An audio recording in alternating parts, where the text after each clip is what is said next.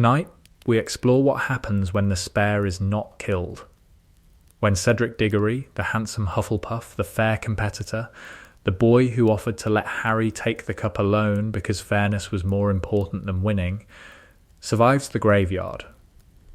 Because Harry Potter, who was 14, and who was faster than anyone expected, threw himself at Cedric Diggory in the half-second between Voldemort's order and the green light. This is not the story of a hero. Cedric Diggory was never written to be a hero, he was written to be a casualty. The first death of the Second War, the body that proved Voldemort was real. This is the story of what happens when the casualty lives. When the body stands up, when the boy who was supposed to be a symbol becomes a person instead, and the becoming is harder than the dying would have been. June 24th, 1995, the graveyard. The cup was a portkey. The spinning, the pulling, the sickening wrench of magical transport, and then the ground. Hard ground, uneven, the specific texture of a place that was not the Hogwarts grounds. The air was different. The light was different. Everything was wrong. Harry and Cedric landed in the graveyard at Little Hangleton. The tombstones were old, leaning, grey in the twilight. The Riddle house was on the hill above them. The air smelled like earth, and something else, something metallic, something that Harry's scar recognised before his mind did. "Where are we?" Cedric said. He was standing, wand out, the Triwizard champion's reflexes deploying automatically. His robes were torn from the maze. His face was cut from the blast-ended scroot. He looked like what he was. A 17-year-old who had been through a magical obstacle course and who had landed somewhere that was not the finish line. "I don't know," Harry said. But his scar knew. The scar was burning. The white-hot, blinding burn that meant proximity to Voldemort. The figure came from behind a headstone. Small, hunched, carrying a bundle that was not a bundle but a thing. A diminished, terrible, not quite human thing wrapped in cloth. "Kill the spare," said the thing in the cloth. Peter Pettigrew raised his wand. The green light began. Harry moved, without calculation, of someone who had assessed the situation and chosen self-sacrifice. With the instinctive, unthinking, 14-year-old's reflex of a person who saw the green light and who pushed the nearest person out of its path because pushing was faster than thinking. Harry's shoulder hit Cedric's chest. Cedric went down, sideways, hard, hitting a tombstone with his shoulder. The killing curse passed through the space where Cedric had been standing. The green light hit a gravestone, and the gravestone exploded. Cedric was on the ground. Harry was on top of him. Pettigrew was raising his wand again. "Leave them," said the thing in the cloth. "I need the boy." The other one, "Bind him." Pettigrew bound Cedric. Ropes from the wand. The incarceration spell. Fast, tight, binding Cedric's arms and legs and pinning him against the Riddle tombstone. The binding was professional. Pettigrew's wand work, despite the man's apparent cowardice, was precise. Harry was dragged to the cauldron. The ritual began. Cedric watched. This was the thing that the script has to reckon with. Cedric Diggory, bound to a tombstone, watched the resurrection of Lord Voldemort. Watched Pettigrew cut his own hand off. Watched the bone rise from the grave. Watched the blood drawn from Harry's arm.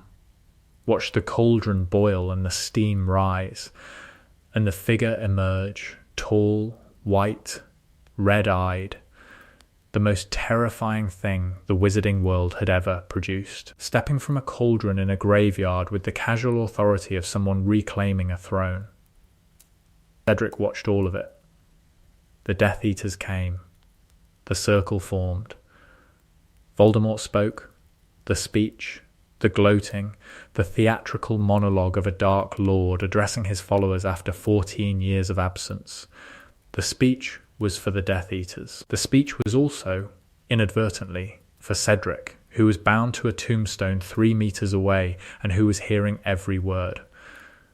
My faithful Death Eaters, Voldemort said. You have answered my call. Cedric heard the names. The names that the masks concealed but that Voldemort spoke. Lucius Malfoy, Crabbe, Goyle, Nott, the catalogue of Death Eaters who had returned. Cedric memorized the names because Cedric was a Hufflepuff, and Hufflepuffs were loyal, and being loyal meant being useful, and being useful meant remembering. The duel happened. Harry's wand connected with Voldemort's, the Priori Incantatem, the Golden Thread, the Cage of Light. The echoes emerged, the reverse spell effect, the shadows of Voldemort's victims. Cedric heard Harry's mother's voice. Hold on, Harry. The connection broke. Harry ran. The echoes distracted Voldemort long enough for Harry to reach Cedric, to grab Cedric's arm, to summon the cup with an accio that was powered by the desperate adrenaline-fueled magic of a 14-year-old who was not going to leave someone behind. The cup activated. The portkey pulled them back. They landed on the Hogwarts grounds. In front of the stands. In front of the crowd. 2 boys, covered in dirt and blood and the evidence of something that nobody in the stands could comprehend. Harry was holding Cedric. Cedric was alive. The aftermath, 2 witnesses. The difference between 1 witness and 2 was the difference between a rumour and a testimony. In canon, in the timeline where Cedric died, Harry returned alone with a body. The body was evidence of death, but not evidence of Voldemort. The Ministry denied Harry's account. Fudge called him a liar. The Prophet ran stories questioning his sanity. The entire 5th year was defined by the denial, the systematic, institutional, politically motivated refusal to accept what Harry had seen. In this timeline, Harry returned with Cedric. Cedric was alive. Cedric had seen everything Harry had seen. Cedric was not a 14-year-old with a history of unusual events and a lightning bolt scar and a reputation for trouble. Cedric was a 17-year-old Hogwarts champion, head boy material, the son of Amos Diggory, who worked at the Ministry, a Hufflepuff whose house was defined by fairness and honesty, and who had no conceivable reason to lie. He's back, Harry said to Dumbledore in the chaos on the grounds. Voldemort's back. He's back, Cedric said. From beside Harry, sitting on the ground, still bound in Pettigrew's ropes, his voice the voice of someone who had just watched a resurrection. I saw it. All of it. 2 witnesses. Fudge arrived, the Minister of Magic, sweating, panic. The political animal's response to crisis already calculating the implications. Now, Fudge said. Let's be calm about I saw Voldemort return, Cedric said. I was bound to a tombstone. I watched the ritual. Pettigrew sacrificed his hand. Death Eaters answered the call. I heard names, Lucius Malfoy, Crabbe, Goyle, Nott, my boy, Fudge said. You've been through an ordeal. I was 6 feet from the cauldron, Cedric said. I am telling you what I saw. Fudge looked at Cedric. At this 17-year-old Hufflepuff who was not Harry Potter, who was not controversial, who was not the boy who lived with his history of dramatic pronouncements. Cedric Diggory was the most credible witness imaginable, handsome, honest, the kind of boy that institutions trusted because he was the kind of boy that institutions produced. The denial was harder with 2 witnesses. Not impossible. The Ministry tried. Fudge tried. The Prophet published articles questioning the boy's account, suggesting shared hallucination, suggesting the stress of the tournament had produced a collective delusion. But the denial had a crack. The crack was Cedric. Amos Diggory, Cedric's father, Ministry employee, the man who had been in the stands watching his son compete, went to the Wizengamot the following week and testified. Not as a politician, as a father. My son was bound to a tombstone, Amos said. My son watched the resurrection of the darkest wizard of our time. My son is not a liar. My son is not delusional. My son is a Hufflepuff, and Hufflepuffs do not lie about things that matter. The Wizengamot listened. Not all of them believed. The political dynamics were the same. The pureblood faction was the same. The resistance to accepting Voldemort's return was the same. But the crack was wider. The denial was less total. Umbridge still came to Hogwarts. The Ministry still sent her. The political dynamics that produced the educational decrees were still in motion. But Umbridge arrived at a Hogwarts where the denial was contested rather than assumed, where two witnesses existed rather than one, where the Hufflepuff common room believed its champion, and where the believing rippled outward through the school. Cedric's summer, the trauma nobody prepared him for Cedric Diggory, went home for the summer and fell apart. Not dramatically. Cedric didn't fall apart dramatically. Cedric fell apart the way Hufflepuffs fell apart. Quietly, steadily, without the visible markers of crisis that would have triggered intervention. He got up. He ate breakfast. He helped his father in the garden. He did the things that a 17-year-old did in the summer between school years. He also couldn't sleep. Couldn't close his eyes without seeing the graveyard. Couldn't hear a loud noise without flinching. Couldn't look at his father's face without seeing the expression Amos had worn in the stands when Cedric landed.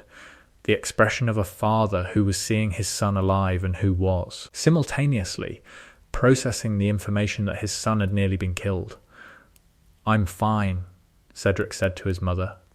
Every morning, at breakfast, in the kitchen of the Diggory house.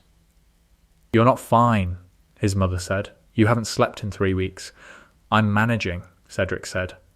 "Managing is not fine," his mother said. "Managing is what's available," Cedric said. The nightmares were the worst part. Not the Voldemort nightmares. Those were terrible, but they were about something external, something that had happened to Cedric rather than something that was Cedric. The worst nightmares were the ones where Cedric didn't survive, where Harry's push was a half-second too late, where the green light hit, where Cedric fell and didn't get up, and the last thing he saw was the graveyard ceiling of sky. In those nightmares, Cedric felt nothing. No pain, no fear. Just absence. The casual, instantaneous absence of a person who had been alive and then was not, who had been thinking and breathing and planning and then was not, who had been someone's son and then was a body. He woke from these nightmares gasping, hands clutching the sheets, the sweat cold on his back. The waking was the proof. The proof that the nightmare was a nightmare and not the truth. The proof that Harry's push had been fast enough. The proof that Cedric was alive. He wrote to Harry. "Harry, I can't sleep. The graveyard is in my head every night. I know you can't fix this, but I needed to tell someone who was there." Cedric Harry wrote back. "Cedric, I can't sleep either. The scar burns at night. I see Voldemort's face. I think we're both carrying the same graveyard. Harry, the letters were the beginning of the thing between them, the bond that the graveyard had forged, the connection of two people who had been in the same terrible place at the same terrible time, and who were now, separately, trying to process the terrible. The bond was not friendship in the conventional sense. Harry and Cedric had not been friends before the graveyard. They'd been competitors, connected by the tournament and by Cho Chang and by the peculiar institutional proximity of two Hogwarts champions. The graveyard changed the connection. The graveyard made them. Something that didn't have a name because the name hadn't been invented for the specific relationship between two people who survived the same thing. "You should talk to someone," Harry wrote, in July. "I'm talking to you," Cedric wrote back. "I mean a professional," Harry wrote. "Someone who, I don't know. Someone who knows about this." "The wizarding world doesn't have professionals for this," Cedric wrote. "The wizarding world has fire whiskey and denial." "That's unfortunately accurate," Harry wrote. "I know," Cedric wrote. "I'm a Hufflepuff. We're good at accurate." Year 7. Cedric's final year. Cedric returned to Hogwarts in September of 1995 for his 7th and final year. He was head boy. The appointment had been made before the tournament, before the graveyard, before everything. The appointment stood because Dumbledore wanted it to stand, and because Cedric, despite the sleepless summer, was still Cedric. The school he returned to was different from the school he'd left. Umbridge was there. The pink cardigan, the toad face, the specific bureaucratic cruelty of a person who had never needed power because she'd always had authority.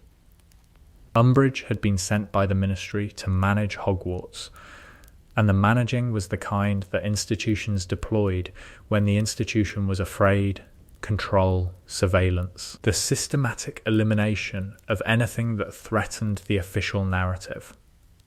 The official narrative was that Voldemort had not returned.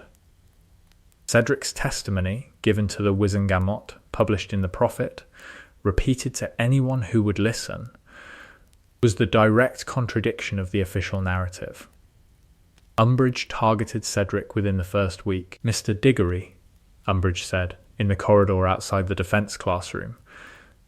"I understand you've been spreading rumours. I've been telling the truth," Cedric said. "The Ministry's position is that the events you described did not occur," Umbridge said. "The Ministry's position is wrong," Cedric said. "The Ministry's position is the position of the legitimate governing authority of the wizarding world," Umbridge said. "Your personal experience, however sincere, does not override institutional authority. My personal experience includes watching Voldemort emerge from a cauldron," Cedric said. "I don't believe institutional authority supersedes direct observation." 10 points from Hufflepuff, Umbridge said, for spreading dangerous misinformation. 20 points from Hufflepuff, Cedric said, if that's what it costs to tell the truth. Umbridge looked at him. At this head boy, this Hufflepuff champion, this boy who was offering to pay the institutional price for honesty without flinching. "Be careful, Mr. Diggory," Umbridge said. "I was careful in the graveyard," Cedric said. "It didn't help." The Cedric-Umbridge conflict was different from the Harry-Umbridge conflict. Harry fought Umbridge with Gryffindor directness, the confrontations, the detentions, the blood quill.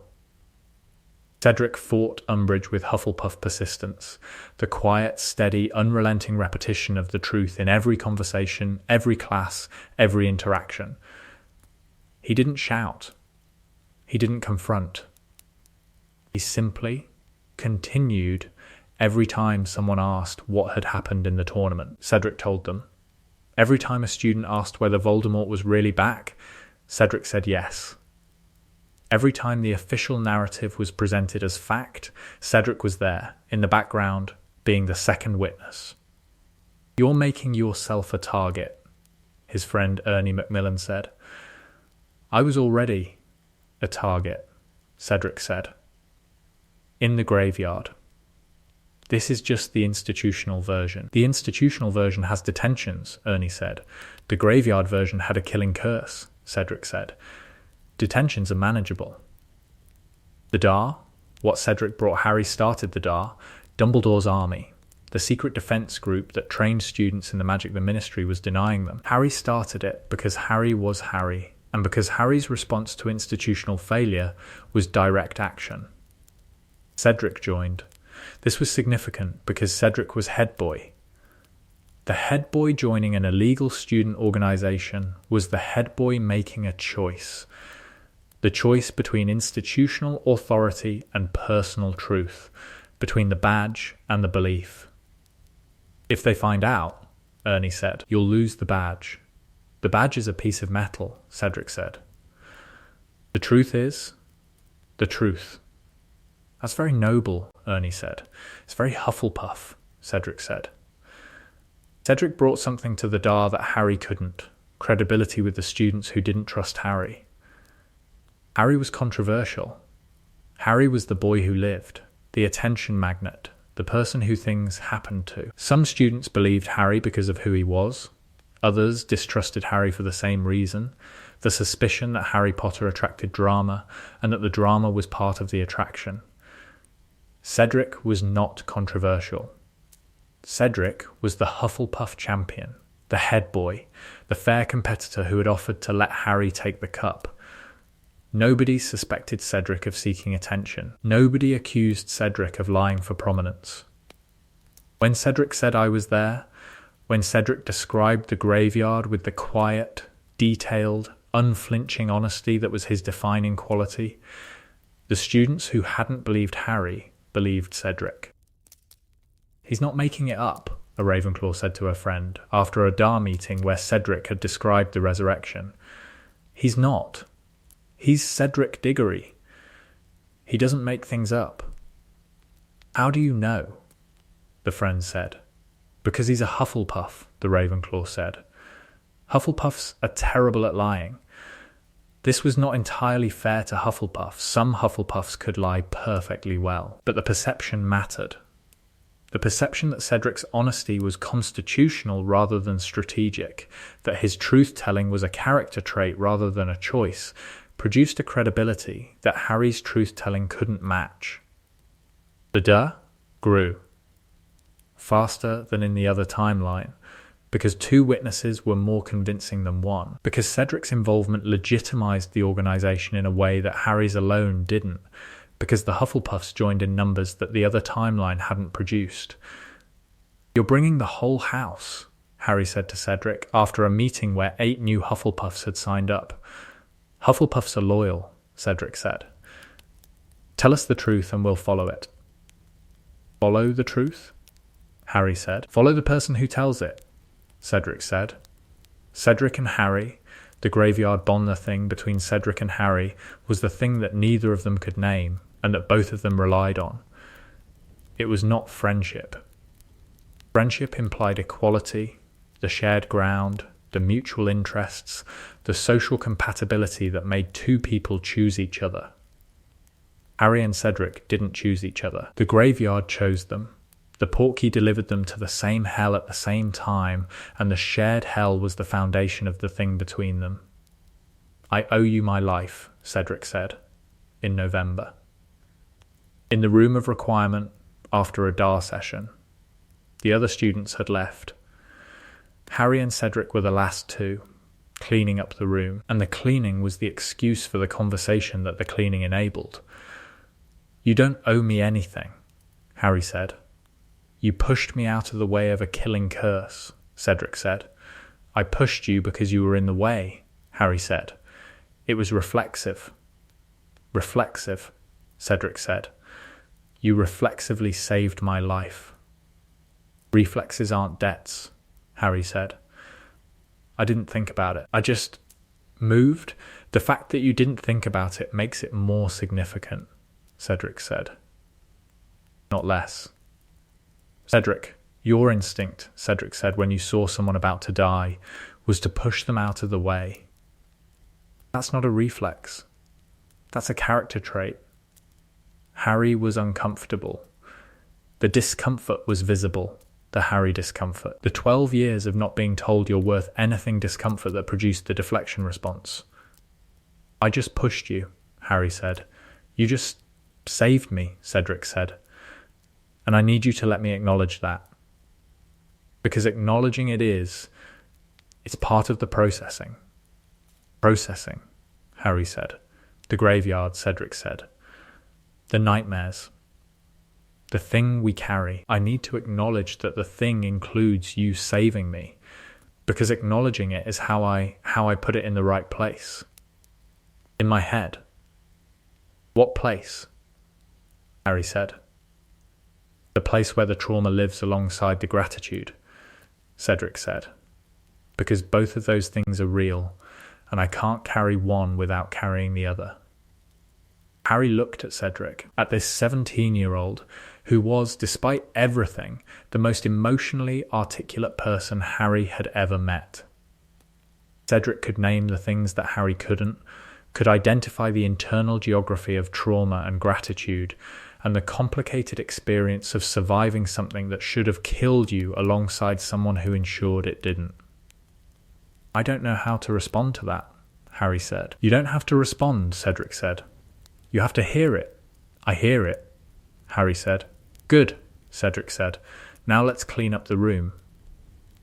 That's a very Cedric way to end an emotional conversation, Harry said. Emotional conversations are temporary, Cedric said. The room is a mess. The mess is ongoing.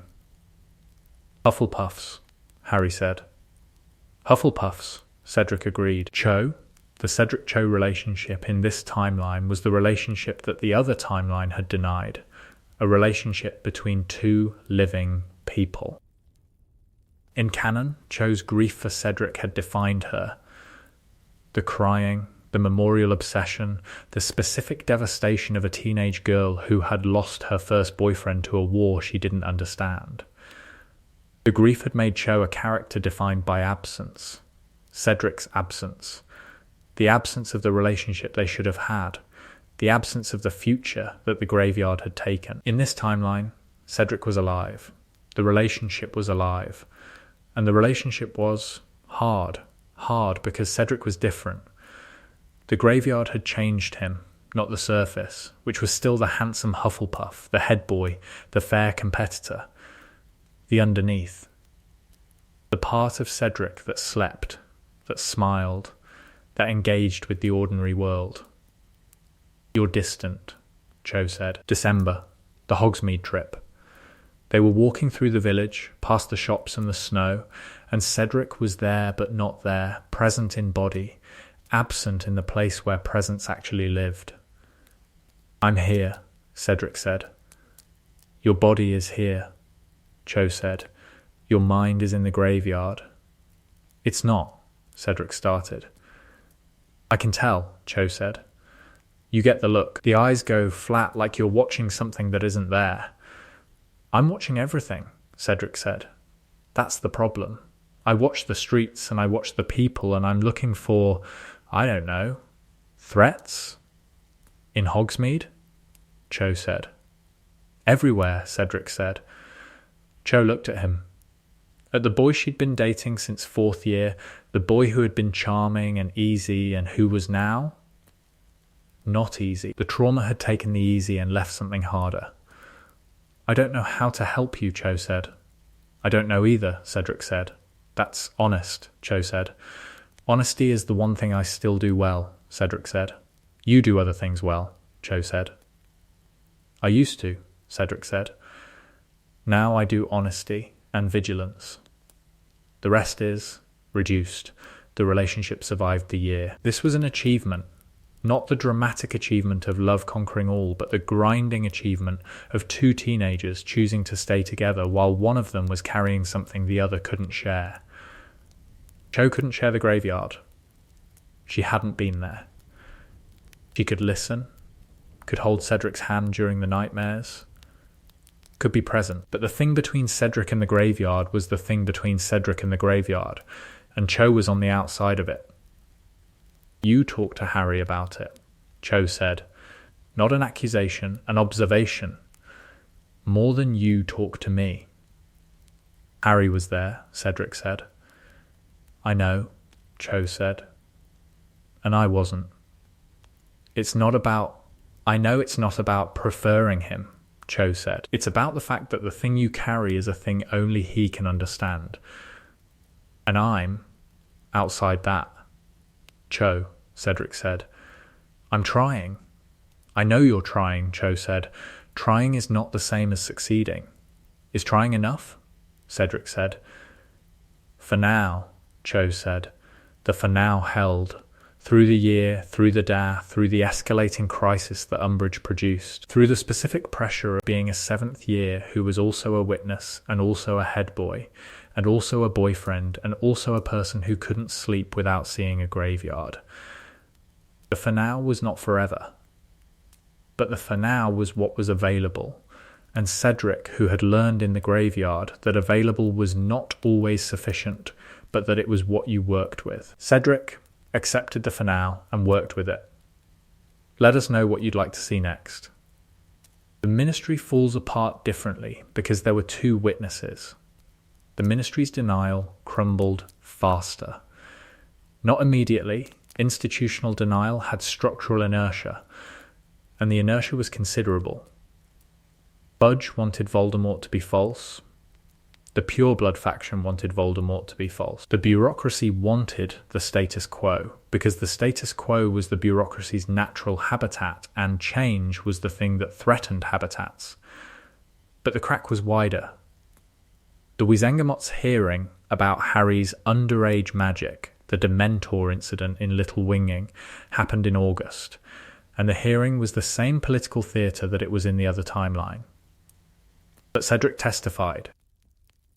The testimony was devastating because it was boring.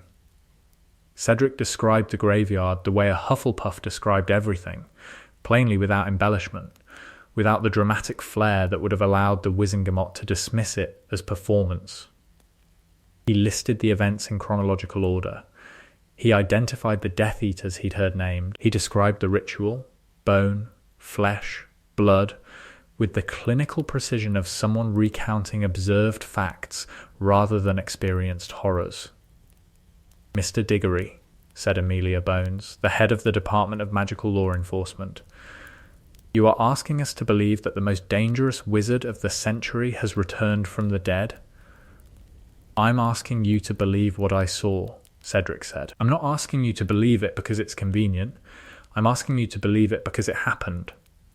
And if it happened," Bones said, "then the Ministry has failed to prepare for the greatest threat our world has faced." "Yes," Cedric said. Bones looked at him. Amelia Bones was not a politician, she was a law enforcement officer, and her evaluation of testimony was the evaluation of someone whose career depended on distinguishing truth from performance. "I believe you," Bones said. The Wizengamot did not officially acknowledge Voldemort's return until the Department of Mysteries incident in June, the same timeline as canon. But the acknowledgement, when it came, was less total, less shocking, less world-rearranging, because the crack had been there for a year. Because 2 witnesses, not 1, 2, had been telling the truth for 12 months, and enough people had believed them that the acknowledgement was confirmation rather than revelation. The acceleration saved time. Time, in a war, saved lives.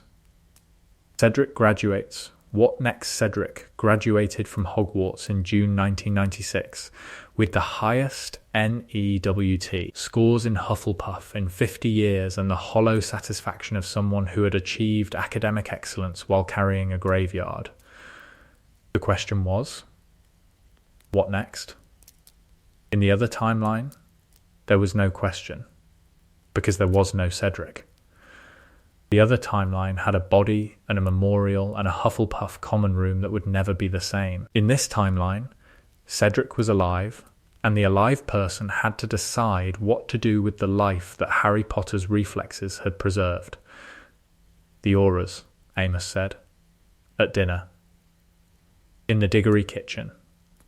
The suggestion was the father's suggestion, the suggestion of a man who worked at the ministry and who believed in institutions and who wanted his son to channel the trauma into something institutional. "I don't want to be an aura," Cedric said.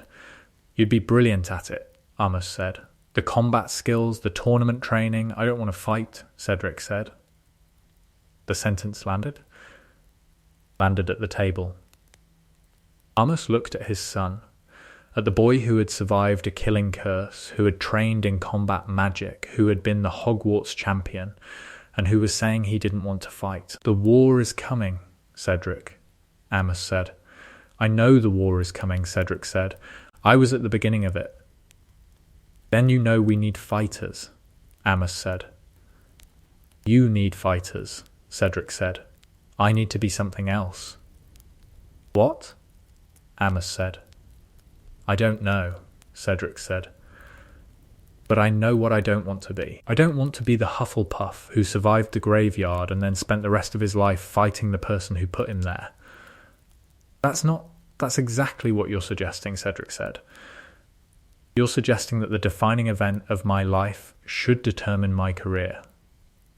That the graveyard should choose my future. I'm suggesting that my skills include potions, transfiguration, and care of magical creatures," Cedric said. "My experience includes a graveyard. They're not the same thing." His mother put her hand on his arm. "What do you want to do?" she said. "Heal," Cedric said. "I want to be a healer." The statement was unexpected and in the moment sounded like metaphor. It wasn't. Cedric wanted to be a healer at St. Mungo's, wanted to learn the magic of mending, of restoration, of the demanding, non-violent skill of putting broken things back together. "Healing is," Amos started. "Healing is the opposite of what happened in the graveyard," Cedric said. "The graveyard was about destruction. Healing is about repair. I want to be on the repair side. You can repair and fight," Amos said. "I can," Cedric said. "And I'm choosing to repair." Cedric entered St. Mungo's training program in September 1996. The training was demanding. The academic rigor matched the NEWT standards that Cedric had excelled at, and the practical component required the precision and dedication that Cedric brought to everything he did. He was good at healing. This was not surprising. Cedric was good at most things he attempted, because Cedric brought the Hufflepuff qualities to every endeavour. The healing was different from the tournament, from the DA, from the institutional politics of Umbridge's Hogwarts. The healing was quiet work. The work of sitting beside patients and learning the spells that mended and the potions that restored and the human, non-magical skill of being present with someone who was in pain. "You're very calm," a supervising healer told Cedric, "with the patients. They respond to you." "I know what it's like to be hurt," Cedric said. "The knowing helps. Most trainees are sympathetic," the supervisor said. You're something else. I'm a person who was almost killed," Cedric said. "The almost is what makes me good at this." The Order, what Cedric did Cedric, joined the Order of the Phoenix in 1996. Not as a fighter, as a healer. This was Dumbledore's suggestion. Dumbledore, who understood that the Order needed more than fighters, who understood that a war required support structures as much as combatants, offered Cedric a role that matched Cedric's choice. The Order's healer. "We need someone who can treat injuries in the field," Dumbledore said, "without access to St. Mungo's, without the resources of a hospital. Combat healing," Cedric said. "The healing of people who have been in combat," Dumbledore said, "distinct from combat itself." "I can do that," Cedric said. "I know you can," Dumbledore said. "The question is whether you can do it while the combat is happening around you." "I've been in a graveyard with Voldemort," Cedric said. "I can manage a battlefield." "The graveyard was passive exposure," Dumbledore said. "The battlefield is active. You will be treating the wounded while spells fly overhead." "I will be treating the wounded," Cedric said. "The spells are someone else's responsibility." Cedric's role in the Order was the role that the other timeline had never needed, because the other timeline had never had a Cedric to fill it. He was the person who showed up after the fighting, who arrived at the Order members' locations after attacks, who treated the injuries, who sat with the wounded while the adrenaline faded and the pain arrived. He healed Tonks after a skirmish in November 1996. The injury was a severing curse to the forearm, not life-threatening, but painful and requiring immediate treatment to prevent permanent damage. "Ow," Tonks said. "Ow, ow, ow, hold still," Cedric said. "Easy for you to say," Tonks said. "You're not the one with the forearm issues. I'm the one fixing the forearm issues," Cedric said, "which requires you to hold still." "You're very calm about this," Tonks said. "Calm is a professional requirement," Cedric said. "You're very professionally calm," Tonks said. "Thank you," Cedric said. "Now hold still." He healed Kingsley after a raid in February 1997. He healed Moody. He healed Remus Lupin after a full moon that had been particularly brutal. The healing was the work, not the heroic, dramatic, everybody watches work of combat. The quiet, precise, nobody notices work of keeping the fighters functional. "You're the most important person in the Order," Lupin said, after the full moon treatment. "I'm a healer," Cedric said. You're the person who ensures that the rest of us can keep fighting, Lupin said. The fighters are visible. The healer is essential. That's a very Lupin thing to say, Cedric said. It's a very true thing to say, Lupin said. The war. Cedric's war. The war happened. The same war, the same escalation, the same ministry collapse, the same Voldemort triumph over the institutional structures that had failed to prevent him. The differences were in the details. The earlier crack in the denial meant earlier preparation, which meant certain attacks were anticipated, certain defences were stronger, certain people were alive who would otherwise have been dead. But the war was the war. The war was death and terror, and the specific, grinding, year-long experience of living in a world where the worst thing was in charge. Cedric's war was the healer's war, the war seen from the treatment table, from the bedside, from the space where the consequences arrived in the form of injured people who needed mending. He saw more injuries than any combatant. This was the healer's paradox. The fighters saw the fighting. The healer saw the result. Every cursed scar, every broken bone, every dark magic wound that resisted conventional treatment, Cedric saw them all. The fighting was intermittent. The healing was constant. You don't sleep, Harry said, visiting Cedric at the safe house where Cedric had set up a field hospital. This was late 1997, the Horcrux hunt was happening, and Harry was visiting between searches. I sleep between patients, Cedric said. When was your last patient? Harry said. 20 minutes ago, Cedric said. And before that? Harry said. 40 minutes before that, Cedric said. Cedric, Harry said, you need to rest.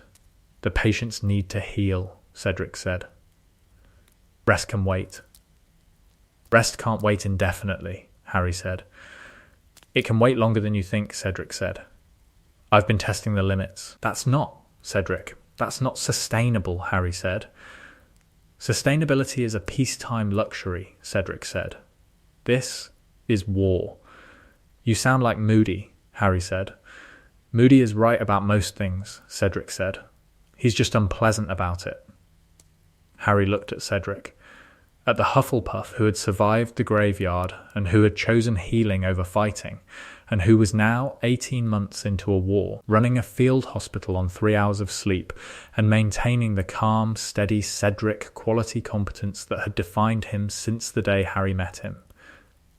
You've changed, Harry said. Everyone's changed, Cedric said. Not like you, Harry said. You've become something. What? Cedric said. Essential, Harry said. That's very kind for someone who pushed me out of the way of a killing curse, Cedric said. That was reflex, Harry said. This is reflex too, Cedric said. The healing, the treating, the staying awake when sleep is easier. It's reflex. The reflex of a person who was almost killed and who decided that the rest of his life would be about keeping other people alive. That's not reflex, Harry said.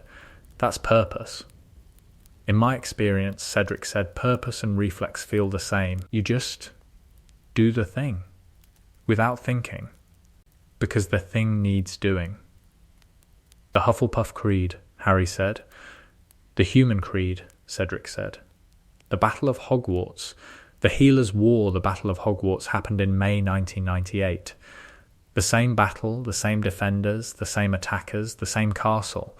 The differences were in the margins. Earlier preparation meant stronger defences. The crack in the denial meant more fighters.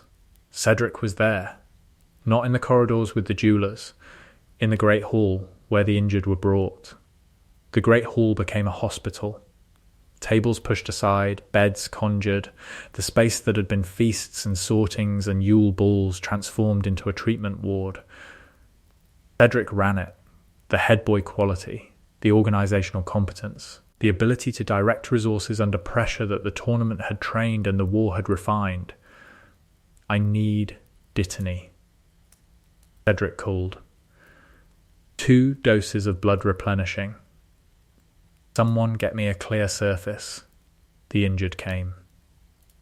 Wave after wave. Stunned, hexed, cursed, broken, the injuries ranged from trivial to fatal, and Cedric triaged with the speed and precision of a healer who had been doing this for 18 months and who could assess a wound's severity in 3 seconds.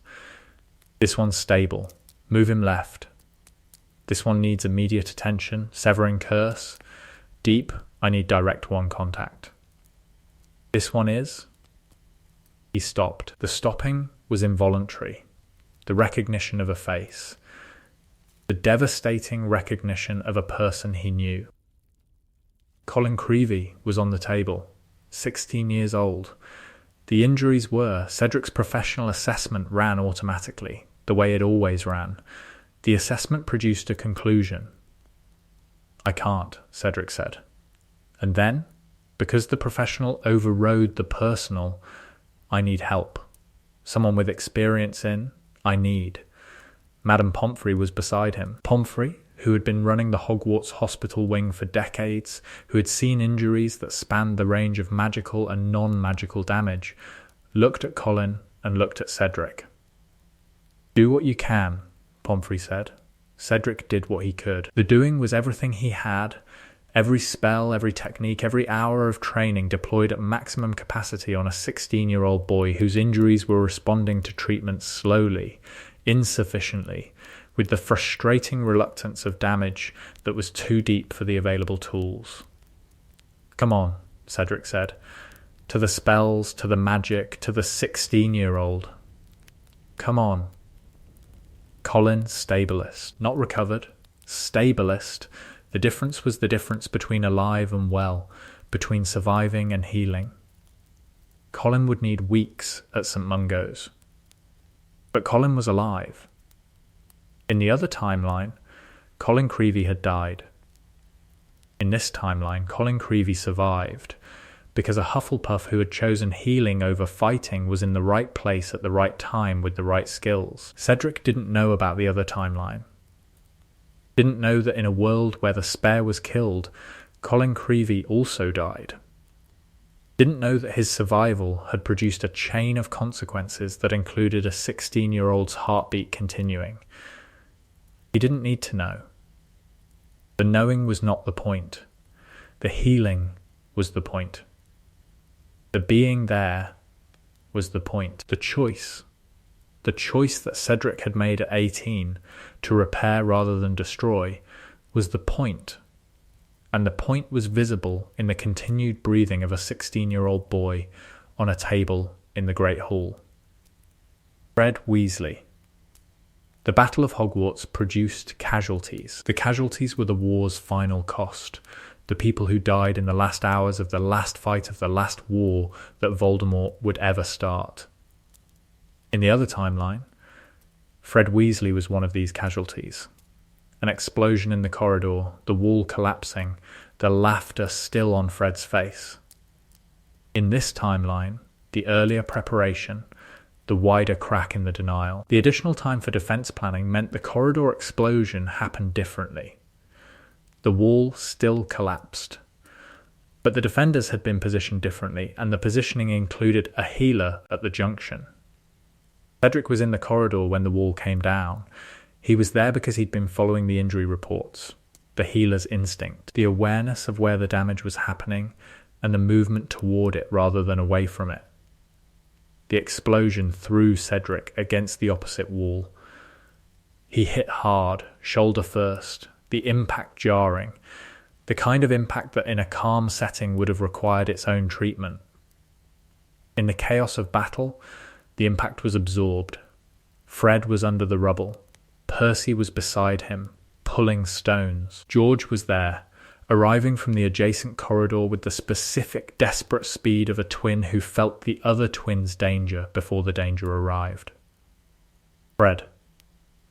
George shouted. Cedric reached them. The healer's assessment, crush injuries, internal, serious. The breathing was shallow. The bleeding was internal. The damage was the kind that killed if it wasn't treated within minutes. Move, Cedric said. To Percy. To George. To anyone in the way. He worked.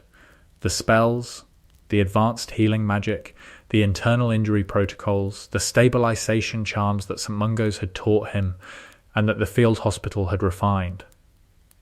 He worked on Fred Weasley with the same precision he'd worked on every patient for 18 months, with the additional variable of George Weasley kneeling beside him saying, "Don't you dare."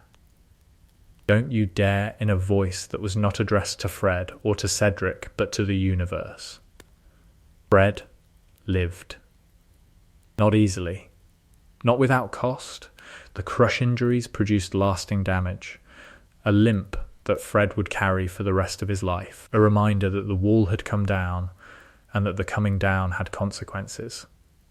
But Fred lived. George held his twin. Percy held them both.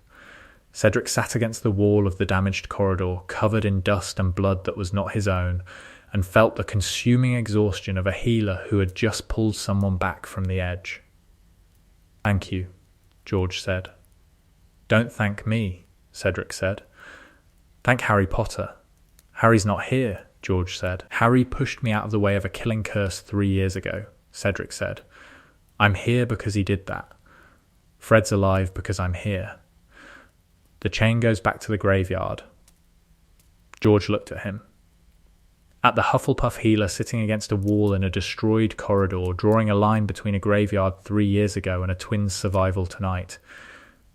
"That's," George said. And stopped, because the thing Cedric had said was too big for a response and too true for denial. "Go be with your brother," Cedric said. George went. Cedric sat against the wall and breathed, and the breathing was the confirmation. The confirmation that the choice he'd made at 18 had been the right choice, demonstrated not in theory, but in the continued existence of a person named Fred Weasley. Voldemort's end. Voldemort died at dawn. Harry and Voldemort duelled in the Great Hall. The Elder Wand, the Expelliarmus, the rebounding curse. The same ending, because the ending was about Harry and the Horcruxes and the love that protected him, and none of those elements were changed by Cedric's survival. Voldemort fell. The hall erupted. The war was over. Cedric was in the Great Hall. He had been there for hours, treating patients, directing healers, running the field hospital that the hall had become. When Voldemort fell, Cedric was bandaging a 5th year's arm and he didn't stop. "He's dead," someone said. "You know who is dead." "Good," Cedric said.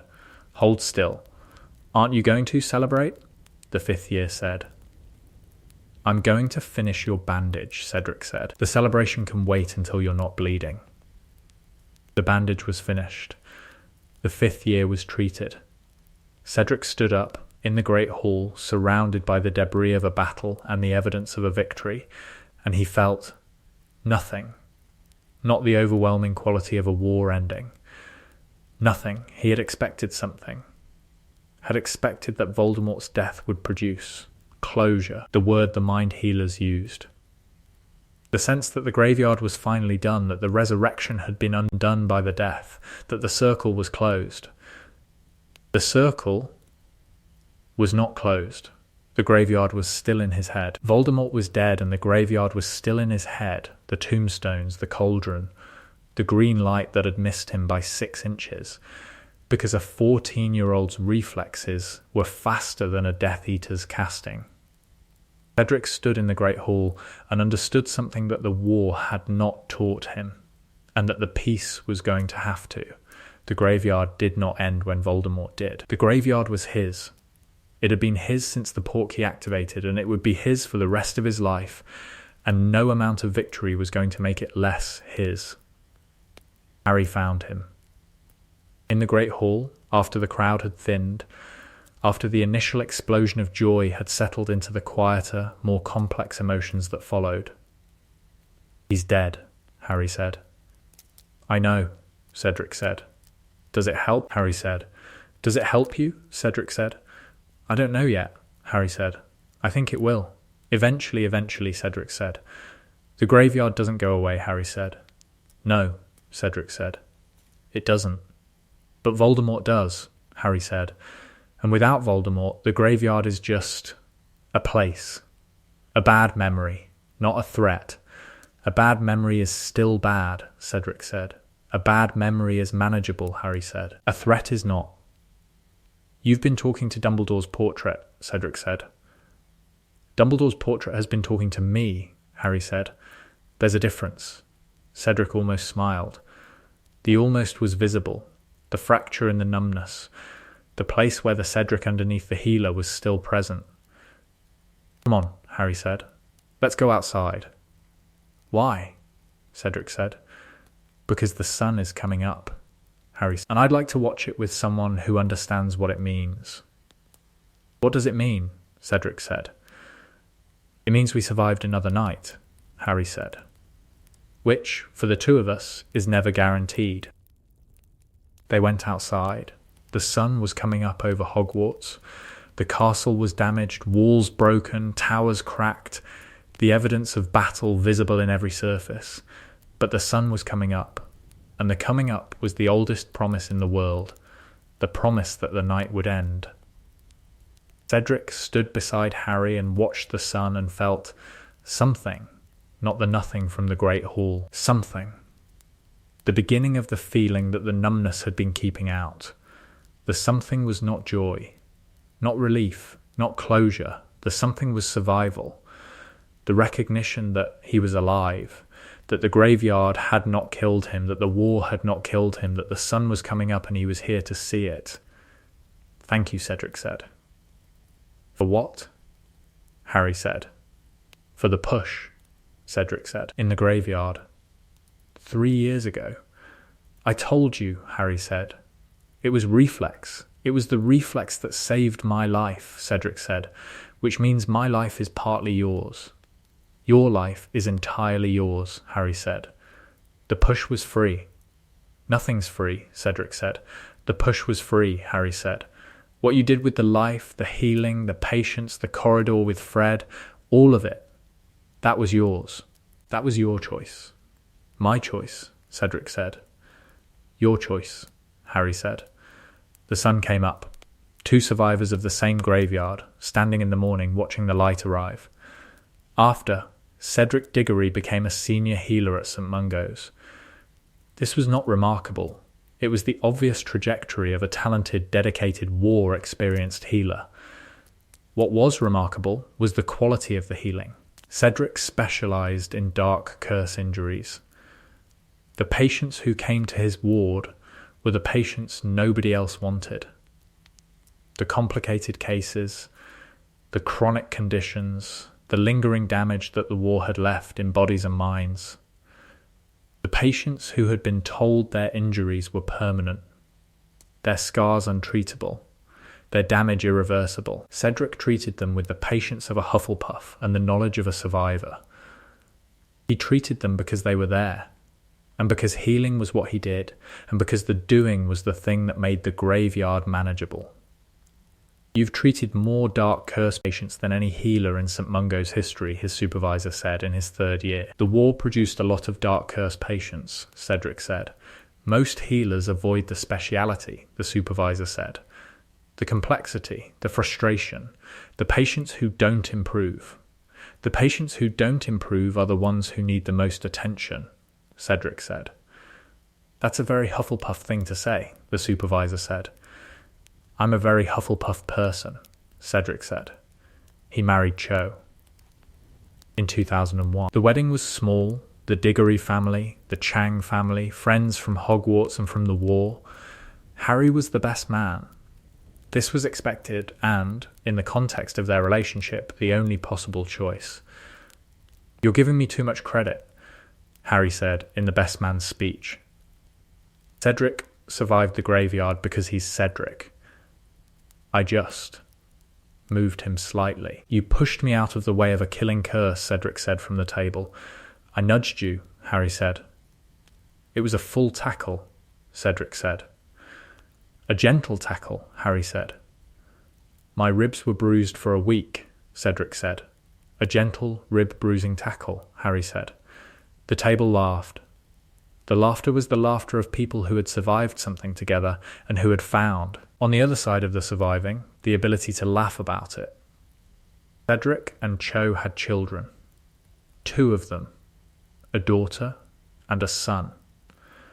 The daughter was named Alice, after Alice Longbottom, because Cedric believed in honouring the people who had fought, and because Alice Longbottom had been one of the names he'd heard in the graveyard, one of the people Voldemort's followers had harmed, and the honouring was a way of carrying the graveyard that was productive rather than destructive. The son was named Harry. Not Potter, Diggory, Harry Diggory, named for the person whose reflexes had made Cedric's life possible. You named your son after me, Harry Potter said, holding the baby. I named my son after the person who pushed me, Cedric said.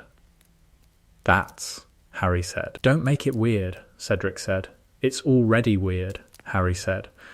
There's going to be a Harry Diggory at Hogwarts. There's going to be an Albus Severus Potter at Hogwarts, Cedric said. I think Harry Diggory is the less weird option.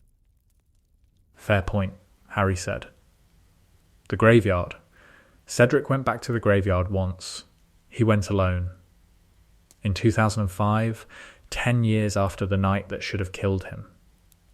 He drove, a Muggle car, borrowed from his father-in-law, because the driving was part of the process, and because the process required ordinary transport for an extraordinary destination. He parked outside the cemetery at Little Hangleton. He walked through the gate. He found the spot, the Riddle tombstone, the place where he'd been bound, the 6 feet of ground where he'd watched the most terrible thing he'd ever seen. The graveyard was ordinary. 10 years had passed. The tombstones were still old, still leaning. The grass was overgrown. The Riddle house on the hill was still there, empty, decaying. The house where nobody lived, because the family that had lived there was dead. Cedric stood at the tombstone, at the stone that Peter Pettigrew had bound him to, the stone that had held him while Voldemort was reborn, the stone that was, in his nightmares, the fixed point around which the worst night of his life revolved. The stone was ordinary. Granite, weathered, a name, and 2 dates. Cedric put his hand on the stone. The stone was cold.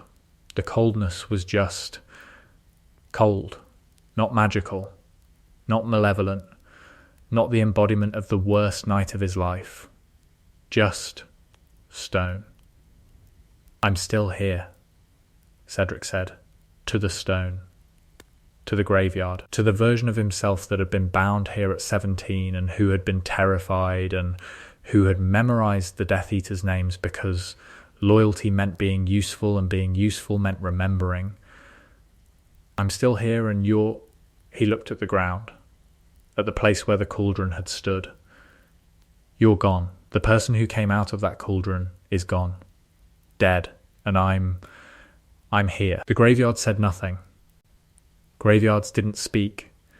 Graveyards held the dead, and the dead were quiet. And the quiet was the thing that Cedric had been afraid of for 10 years. The quiet of the curse that had missed him. The quiet of the alternative. The quiet of a life that didn't happen because a 14-year-old's shoulder hit his chest. Thank you, Harry, Cedric said. To the graveyard, to the absence of Harry, who was not there, to the reflex that had happened in this place 10 years ago and that had produced everything that followed, the healing, the war, the marriage, the children, the patience, the career, the life. He stood in the graveyard for 10 minutes. Then he left. He got in the car. He drove home. He never went back.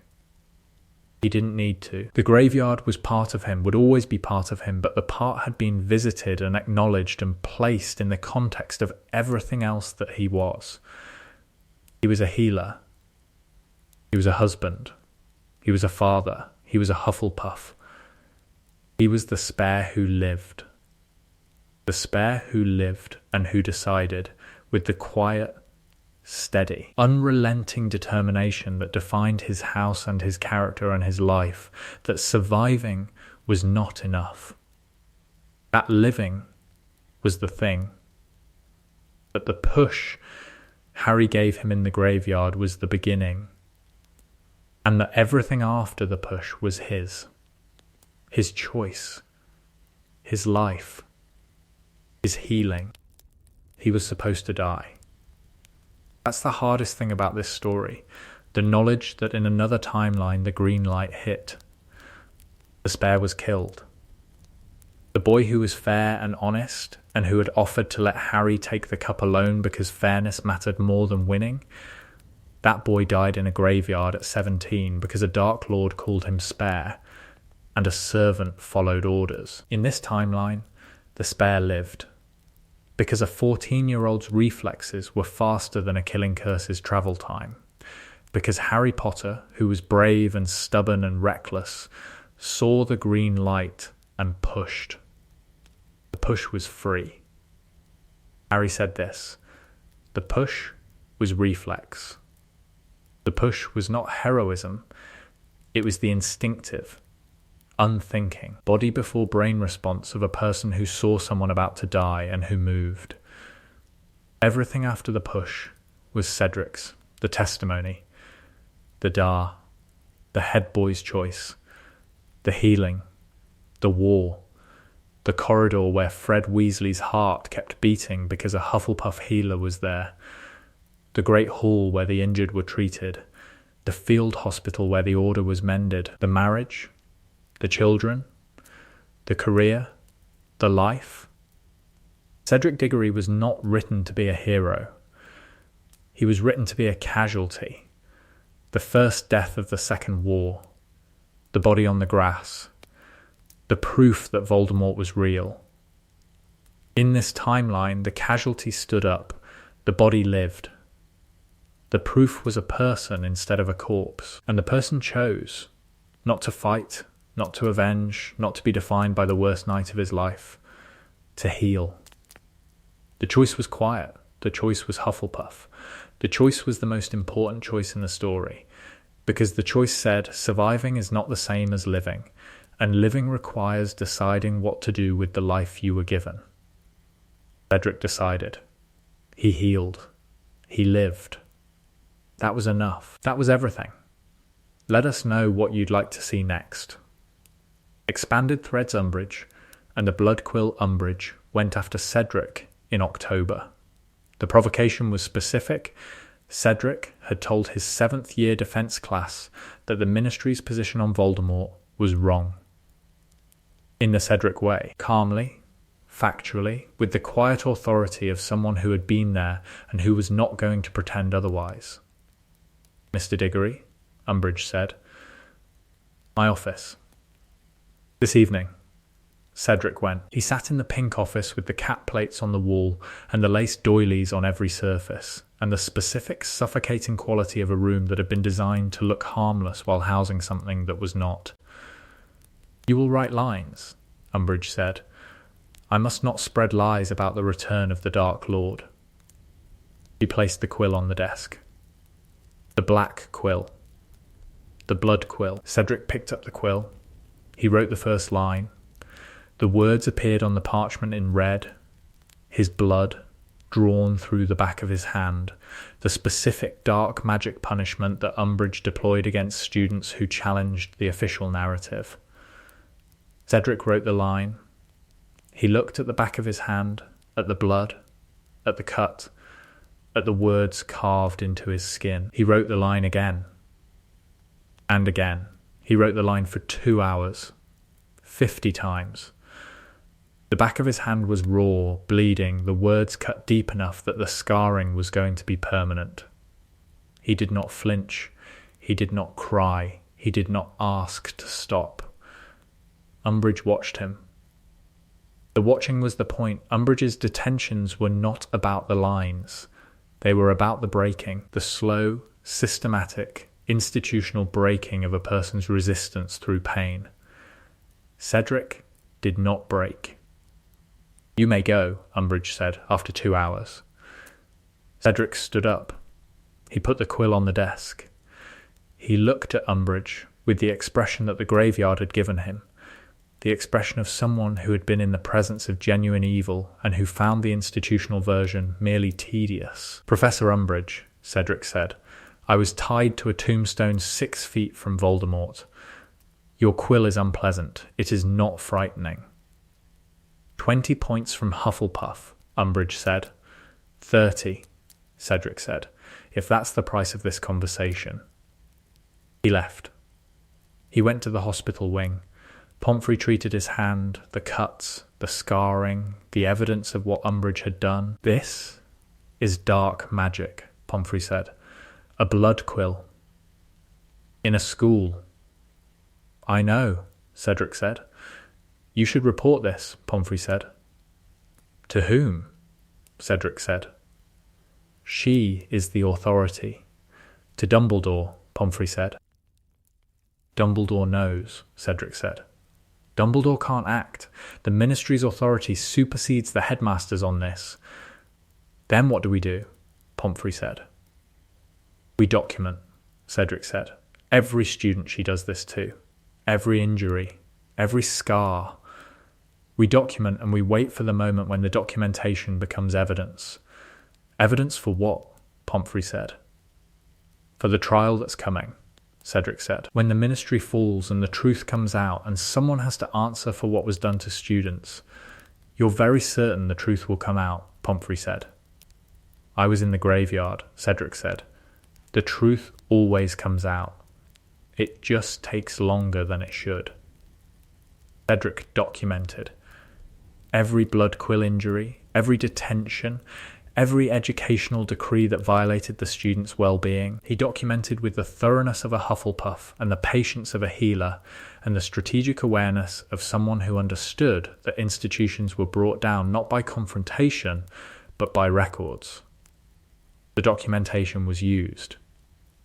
After the war, after Umbridge's trial, the records Cedric had kept became the evidence that convicted her. 37 students, 112 documented detentions, the scars photographed and catalogued. Mr. Diggory's documentation was essential to the prosecution's case, the Wizengamot prosecutor said at the trial. Cedric did not attend the trial. He was at St. Mungo's treating a patient. The treating was more important than the watching. The Department of Mysteries, in June of Cedric's 7th year, Harry went to the Department of Mysteries. The false vision of Sirius being tortured, planted by Voldemort, drew Harry to the Ministry. In the other timeline, Harry had gone with 5 students: Ron, Hermione, Neville, Ginny, and Luna. In this timeline, Harry had also gone with those 5. And with Cedric. Cedric was not supposed to be there. He'd been in the library when Harry's group left Hogwarts, studying for the NEWT exams that were happening the following week, maintaining the academic discipline that the Hufflepuff identity required regardless of the war happening outside the library walls. Neville told him. Neville, who was bad at secrets and who was worse at letting friends go into danger without telling other friends, found Cedric in the library and said, Harry's gone to the Ministry. He thinks Sirius is in trouble. Cedric left the library. He left his NEWT revision notes on the table, his textbooks open to the chapter on advanced healing charms, his future career preparation abandoned on a desk because the present was more urgent than the future. He arrived at the Ministry through the visitor's entrance.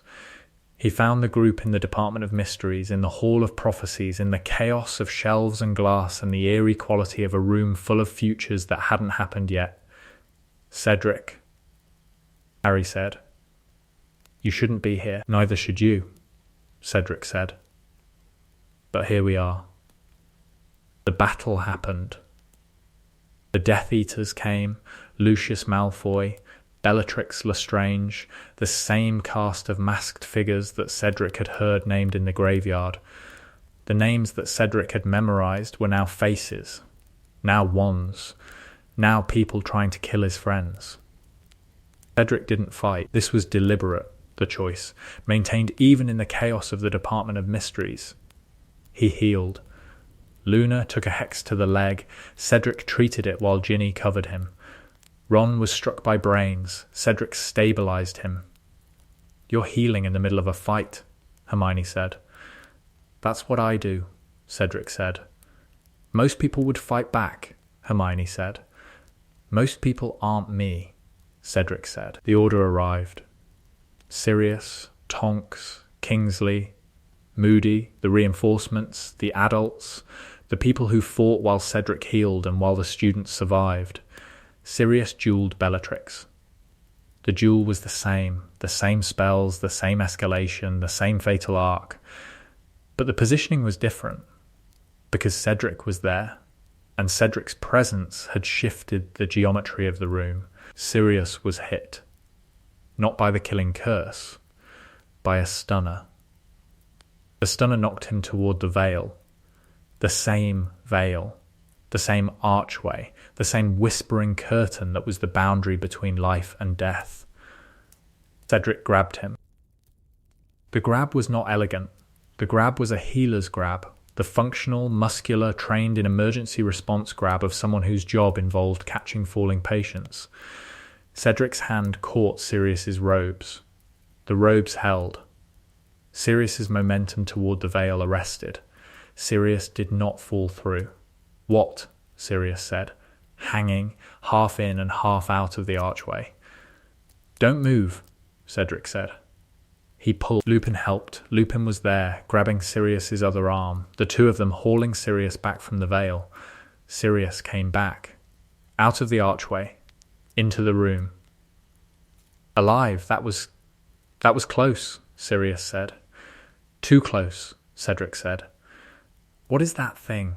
The veil, Lupin said. The passage between... Never mind, Cedric said. We need to leave. They left. The battle resolved. Dumbledore arrived. Voldemort arrived and departed. The Ministry acknowledged Voldemort's return. The resolution was the same as the other timeline in its broad strokes. But Sirius was alive.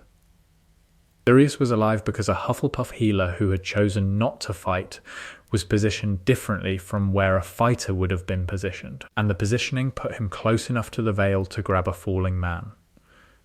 The chain continued. The push in the graveyard, Cedric's survival, Cedric's choice to heal the positioning in the Department of Mysteries, Sirius's survival. The chain was invisible.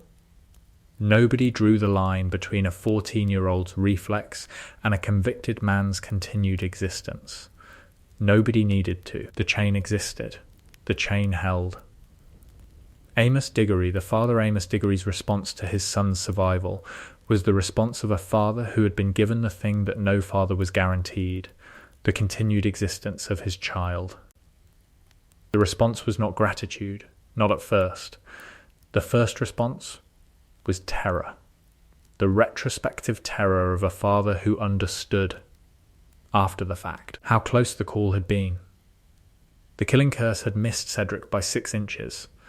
6 inches was the difference between a living son and a body on the grass.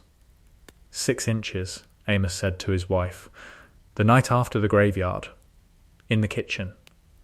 Cedric was asleep. Don't, his wife said. 6 inches, Amos said. If Potter had been a half-second slower, he wasn't, his wife said. Cedric is alive. Cedric is alive and he can't sleep and he flinches at loud noises and he stares at walls for 20 minutes without blinking, Amos said. He's alive and he's broken. He's alive and he's struggling, his wife said. Those are not the same as broken. How is it different? Amos said. Broken implies unfixable, his wife said. Struggling implies ongoing. Our son is struggling, not broken. Amos wanted to fix things. This was the father's instinct, the desire to solve the problem, to make the hurt go away, to deploy the parental authority that had been effective when Cedric was 7 and had skinned his knee and that was entirely inadequate for the graveyard. He couldn't fix the graveyard. He couldn't fix the nightmares or the hypervigilance or the grinding, daily difficulty of being a 17-year-old who had witnessed the return of Voldemort. What he could do was be present, be at breakfast, be in the garden, be the father who was there when Cedric came downstairs at 3 a.m. because the nightmares had won again. I can't fix this, Amos said to Cedric. One morning, in the kitchen, I know, Cedric said. I want to, Amos said. I know, Cedric said. Your mother says you're not broken, Amos said. Mum's usually right, Cedric said. Are you? Amos said. Not broken? Cedric considered this. The consideration was the Cedric consideration. Honest, thorough, the evaluation of a question that deserved an honest answer. I'm damaged, Cedric said. Damage and broken are different. Damaged things can be mended. Broken things can't. Who told you that? Amos said. Nobody, Cedric said. I figured it out. In the graveyard. While I was tied to the tombstone, I figured out that the being tied up was damage, not destruction, and damaged things heal. You figured out healing theory while tied to a tombstone, Amos said. I had time, Cedric said, and motivation. That's the most Hufflepuff thing I've ever heard, Amos said. I know, Cedric said. The house has its uses. The Hufflepuff Common Room. The Hufflepuff Common Room's response to Cedric's testimony was the most unified response of any house at Hogwarts, and the unity was not because Hufflepuffs were simple. Hufflepuffs were loyal. The loyalty was the house's defining quality. The specific, unshakable, once committed, always committed loyalty that made Hufflepuffs the most reliable allies and the most dangerous enemies. When Cedric said Voldemort was back, every Hufflepuff believed him. Not because they evaluated the evidence, or because they trusted the authority, or because they felt it was right, because Cedric was one of theirs. And Hufflepuffs believed their own. The house stands with Cedric, Ernie Macmillan said, at a common room meeting in September. That's not a discussion. That's a statement. What if we're wrong? Said a third year. We're not wrong, Ernie said. Cedric was there. He saw it. Hufflepuffs don't doubt Hufflepuffs. That sounds like blind loyalty, the third year said. It sounds like trust, Ernie said. Blind loyalty follows without questioning. Trust follows after the questioning is done. Cedric answered every question we had. He told us what he saw, in detail, without embellishment. He submitted to Veritaserum testing at the Wizengamot. He is not lying. How do you know? The third year said. Because he's Cedric, Ernie said. And Cedric is a Hufflepuff. And Hufflepuffs don't lie about things that matter. The common room stood with Cedric. The standing was visible. Hufflepuffs wore yellow ribbons on their robes. A small, quiet, Hufflepuff-appropriate protest against the Ministry's denial. The ribbons were not dramatic. They were not Gryffindor loud or Slytherin strategic or Ravenclaw intellectual. They were Hufflepuff steady. A daily, visible, uninterrupted statement that said, "We believe our champion." Umbridge banned the ribbons. The next day, every Hufflepuff wore 2. "That's a detention," Umbridge said to the first Hufflepuff she saw. "That's fine," the Hufflepuff said. "I have more ribbons." Umbridge could not detain the entire house. She tried educational decrees, point deductions, the systematic institutional pressure that Umbridge deployed against resistance. The Hufflepuffs absorbed the pressure the way Hufflepuffs absorbed everything, steadily, without drama, with the specific badger-like stubbornness of a house that had been underestimated for 1,000 years and that used the underestimation as camouflage. "They're the most annoying house," Umbridge told Filch. "They're the most persistent house," Filch said. "There's a difference." "The difference is marginal," Umbridge said. "The difference is Hufflepuff," Filch said. Cedric and Neville Cedric's friendship with Neville Longbottom was the friendship that the other timeline had never produced, because in the other timeline Cedric was dead, and dead people didn't make friends. The friendship started in the Dar. Neville was the member who improved the most, the student whose magical capability expanded dramatically under Harry's teaching, whose confidence grew with every session, who transformed from the anxious, uncertain boy of first year into someone who was, by the standards of the Dar, a genuinely capable wizard. Cedric noticed. Cedric noticed because Cedric noticed everything about the people around him, the healer's awareness, the trained observation of someone whose profession required reading the body language and the physical state of every person in the room. "You're better than you think you are," Cedric told Neville after a session where Neville had successfully disarmed 3 opponents in succession. I just practiced," Neville said. "You practiced and you improved," Cedric said. "The practicing is the hard part. The improvement is the result." "You sound like a healer," Neville said. "I'm going to be a healer," Cedric said. "Not an aura?" Neville said. "Healers fix what auras break," Cedric said. I never thought of it that way," Neville said. "Most people don't," Cedric said. "Most people think the fixing is less important than the breaking. Most people are wrong." Neville looked at Cedric with the expression of someone hearing something they needed to hear, the validation that quiet work mattered, that fixing was as important as fighting, that the person in the background was as essential as the person in front. "My parents were auras," Neville said. "I know," Cedric said. "They were tortured," Neville said, "by Bellatrix Lestrange. After the First War. They're in St. Mungo's. They've been there since I was 1. "I know," Cedric said. "They don't recognize me," Neville said. "I visit and my mum gives me sweet wrappers and she doesn't know who I am." "Neville, when I'm old enough," Neville said, "I want to study healing. Not to be a healer necessarily, but to understand, to know if there's anything that can be done." "For your parents," Cedric said. "For anyone," Neville said. "For anyone who's been broken by dark magic." Cedric looked at Neville, at this 15-year-old who visited his parents in a closed ward and who received sweet wrappers from a mother who couldn't remember his name and who was asking, not for revenge, not for justice, but for the knowledge to heal. "I'll teach you," Cedric said, "whatever I know. Starting now." "You're a 7th year," Neville said. "You have NEWTs. NEWTs are exams," Cedric said. "This is important." Cedric taught Neville healing. Not the advanced techniques, Neville wasn't ready for those. The fundamentals, the diagnostic charms, the basic wound treatment, the philosophy of healing that Cedric was developing and that would, over the coming years, define his career. The idea that healing was not the reverse of damage, but its own form of magic, requiring its own kind of courage. "Healing takes courage," Neville said. "More than fighting," Cedric said. "Fighting requires the courage to face a threat. Healing requires the courage to face someone's pain and not look away." "I don't look away from my parents," Neville said. "I know," Cedric said. "That's why you'll be good at this."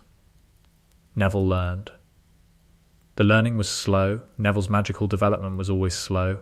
The gradual, persistent accumulation of skill that was the Longbottom way.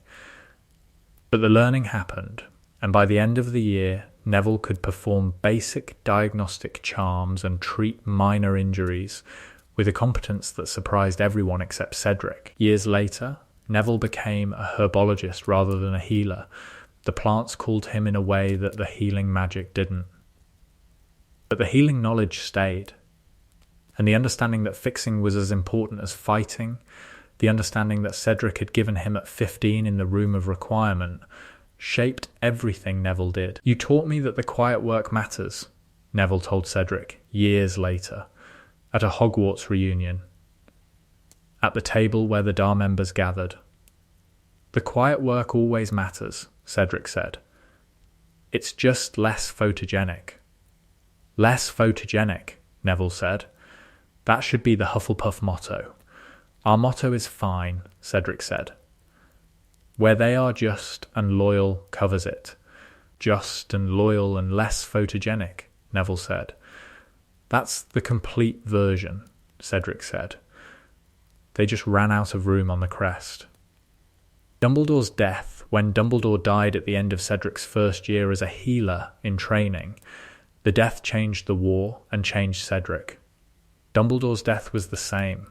The tower, Snape, the fall. The same mechanism, the same political consequences, the same shattering of the institutional protections that Dumbledore's presence had provided.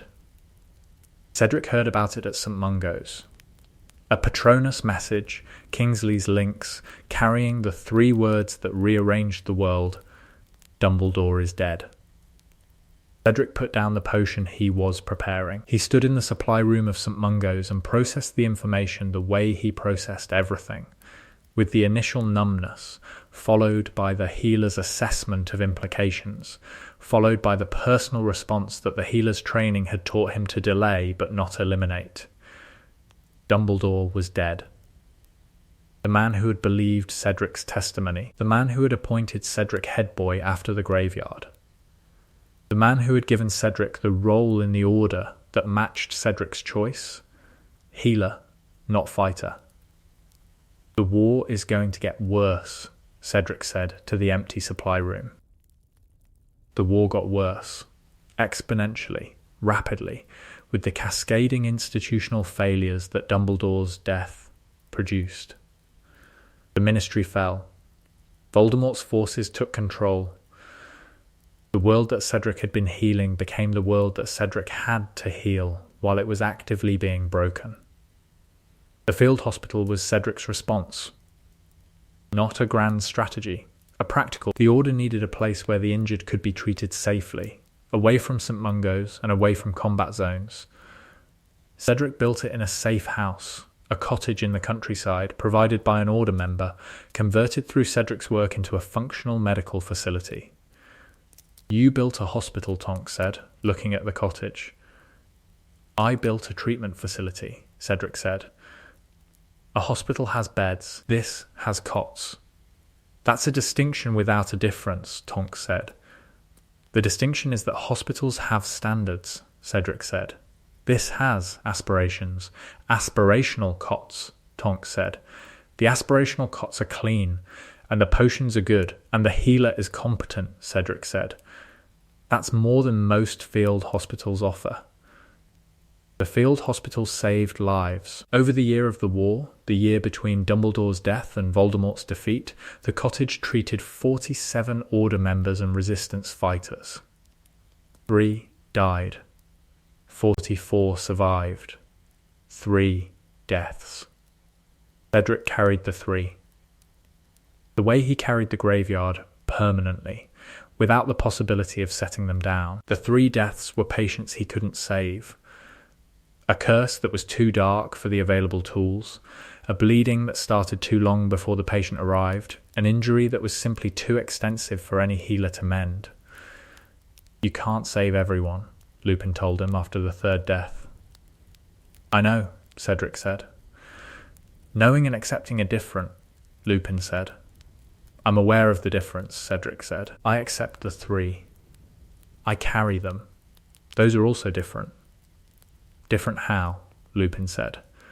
Accepting means they don't bother me, Cedric said.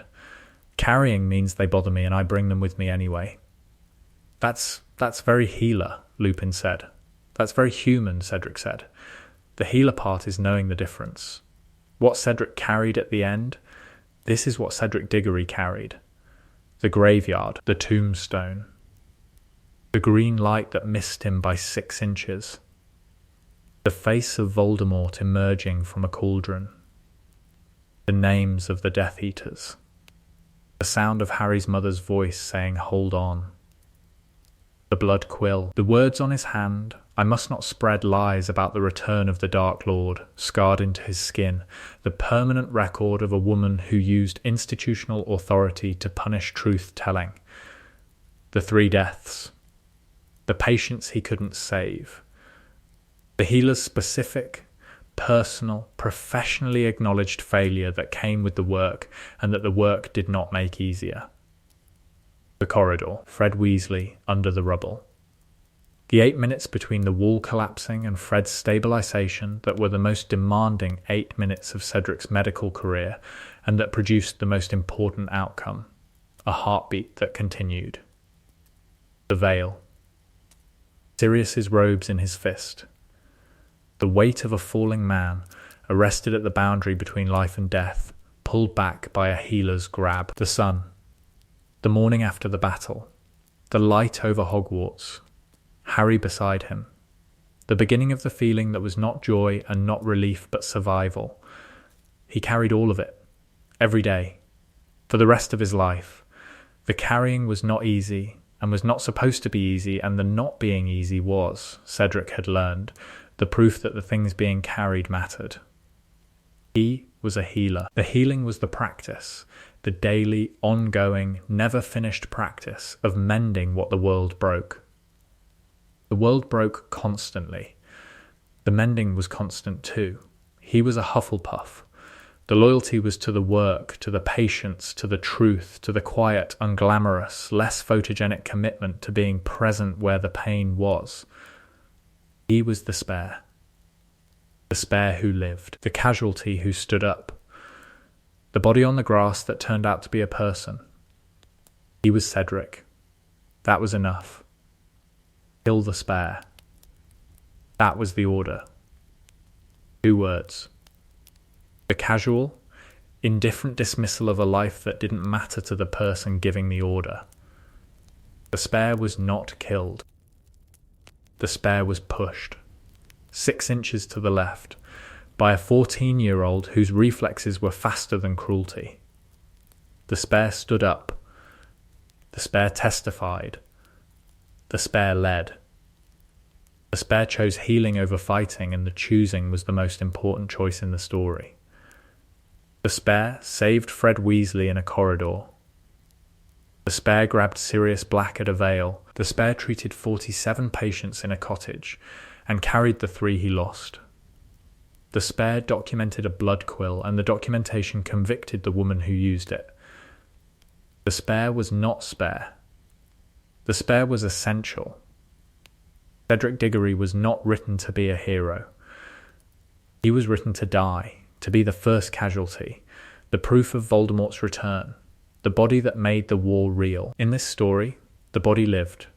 The casualty became a healer, the proof became a person, and the person chose, every day, for the rest of his life, to mend what was broken. Not because mending was easy, because mending was necessary. Not because he was special, because he was there. The spare who was there. The Hufflepuff who stayed. That was enough.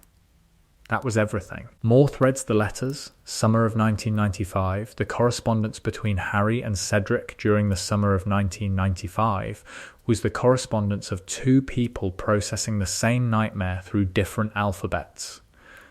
Harry's letters were short, choppy, the written version of someone who was not comfortable with words and who used them the way a person used a tool that was slightly too large for the job, functionally, without elegance, getting the meaning across through blunt force. Cedric. Gar hurt last night. Saw his face. The red eyes.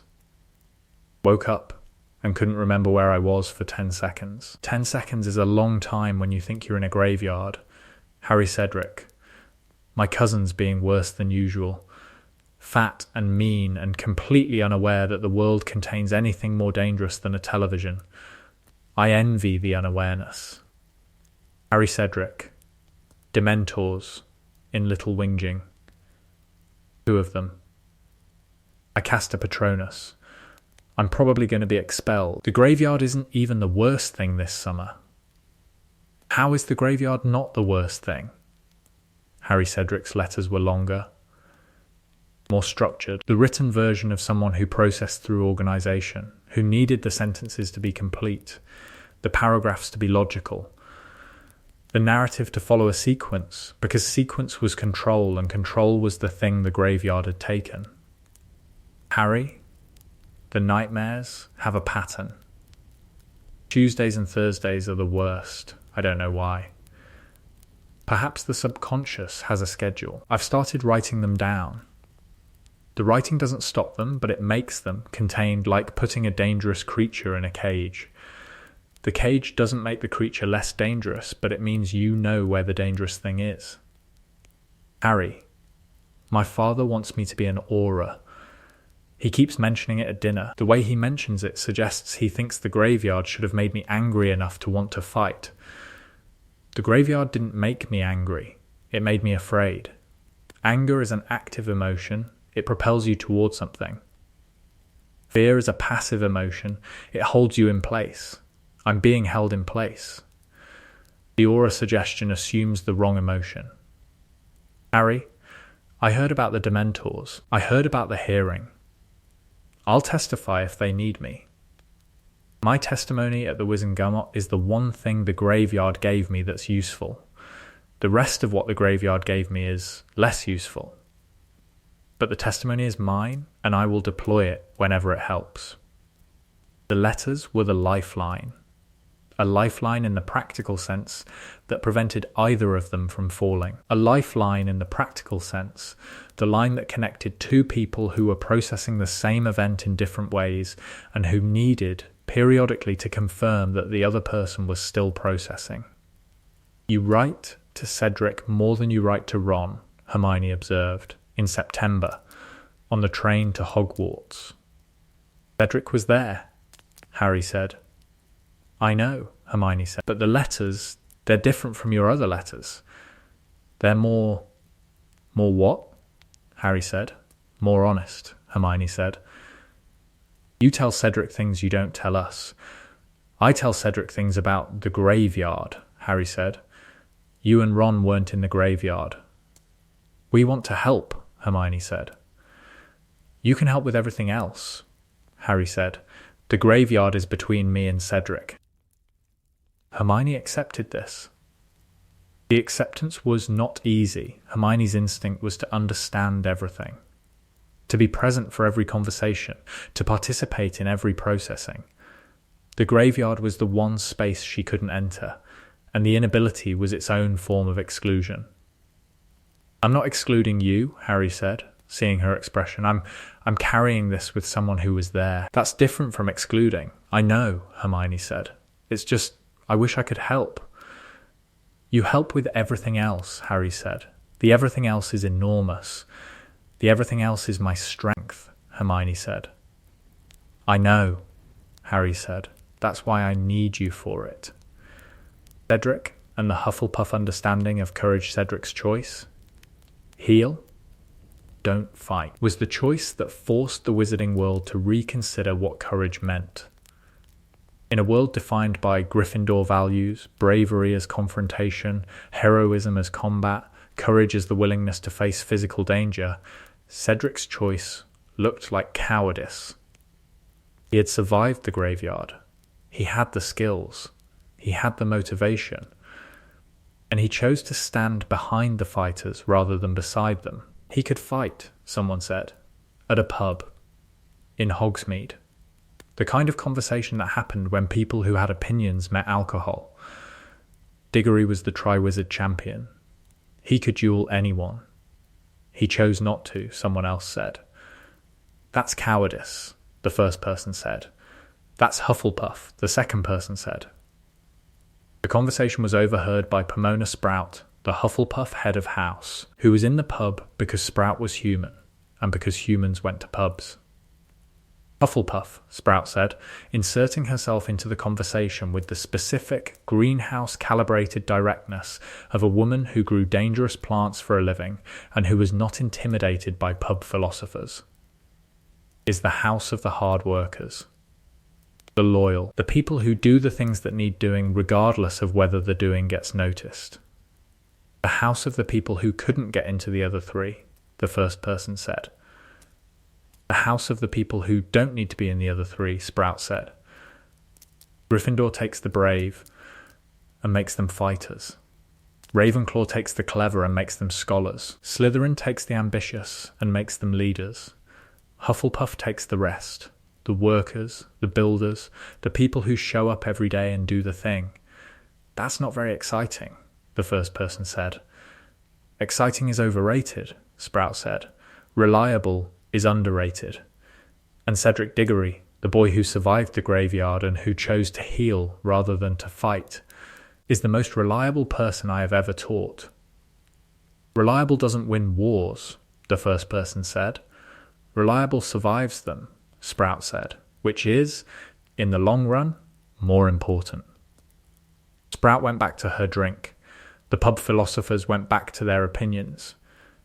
The conversation dissolved the way pub conversations do, into the general noise of people talking without changing their minds. But Sprout was right, and the war proved it. Cedric's reliability, his daily, consistent, unglamorous presence at the treatment table, saved more lives than most fighters' courage. The arithmetic was not dramatic. The arithmetic was real. 44 survivors out of 47 patients. Fred Weasley, Sirius Black, Colin Creevy. The reliability was the courage. The showing up every day was the bravery. The choosing to mend was the heroism. The heroism was just less photogenic. Cedric at St. Mungo's, the long ward after the war, Cedric specialised in the Janus Thicky ward, the closed ward at St. Mungo's where patients with permanent spell damage were treated. The ward that housed Neville's parents, the ward that most healers avoided, because the patients didn't improve. Nobody volunteers for the Janus Thicky ward, the supervising healer said, when Cedric requested the assignment. I'm volunteering, Cedric said. The patients are permanent residents, the supervisor said. They don't improve. They don't respond. The work is custodial, not curative. The work is healing, Cedric said. The healing doesn't stop because the outcome is uncertain. The outcome isn't uncertain, the supervisor said. The outcome is known. These patients will not recover. Recovery is one measure of success, Cedric said. Comfort is another. He worked the ward, daily, for 3 years. The patients included Frank and Alice Longbottom, the Auras who had been tortured into insanity by Bellatrix Lestrange, the parents who didn't recognise their son, the people who existed in the gap between alive and present.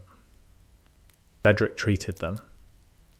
Not with the expectation of recovery. The Cruciatus damage was too deep, too old, too fundamental for the available tools. With the expectation of comfort. The daily management of their physical needs, their magical stability, the small, unmeasurable things that made the difference between existing and existing with dignity. He gave me a wrapper today, Neville said. Visiting, as Neville always visited, weekly, faithfully, with the loyalty that was shared between Hufflepuffs and Gryffindors. The Drubel's wrapper, Cedric said. She always gives me the Drubel's wrapper, Neville said. Every visit. The same thing. It means something, Cedric said. Does it? Neville said. Or is it just reflex? I don't know, Cedric said, but I choose to believe it means something. The choosing is, it's what we have. You choose to believe a lot of things, Neville said. Healers have to, Cedric said. The belief that the work matters is the thing that makes the work possible, even when the patients don't improve, Neville said. Especially when they don't improve, Cedric said. Because the patients who don't improve are the patients who need the most belief. Neville looked at his parents, at his mother, who was holding a Drubel's wrapper and who was, in her own way, in her own damaged, diminished way, offering it to the son she couldn't name. Thank you, Neville said. For what? Cedric said. For being here, Neville said. For being on this ward. For treating them like they matter.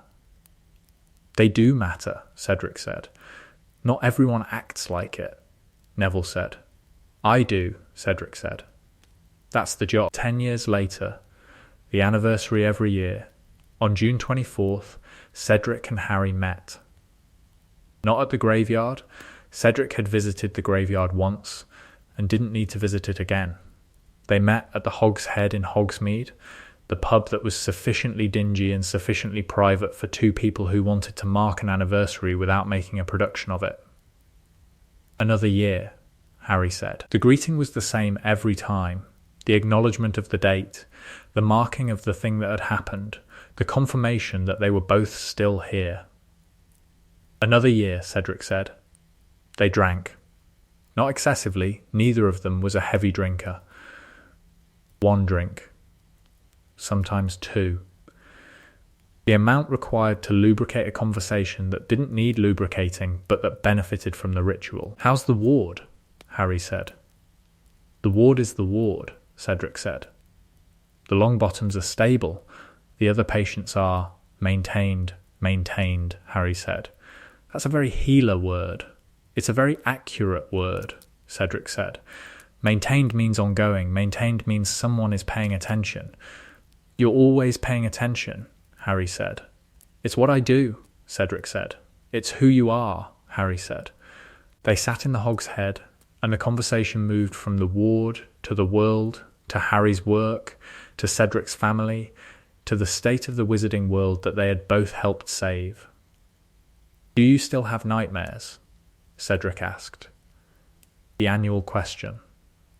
The question they both asked, because the asking was the checking, the confirmation that the other person was still processing, still carrying, still managing.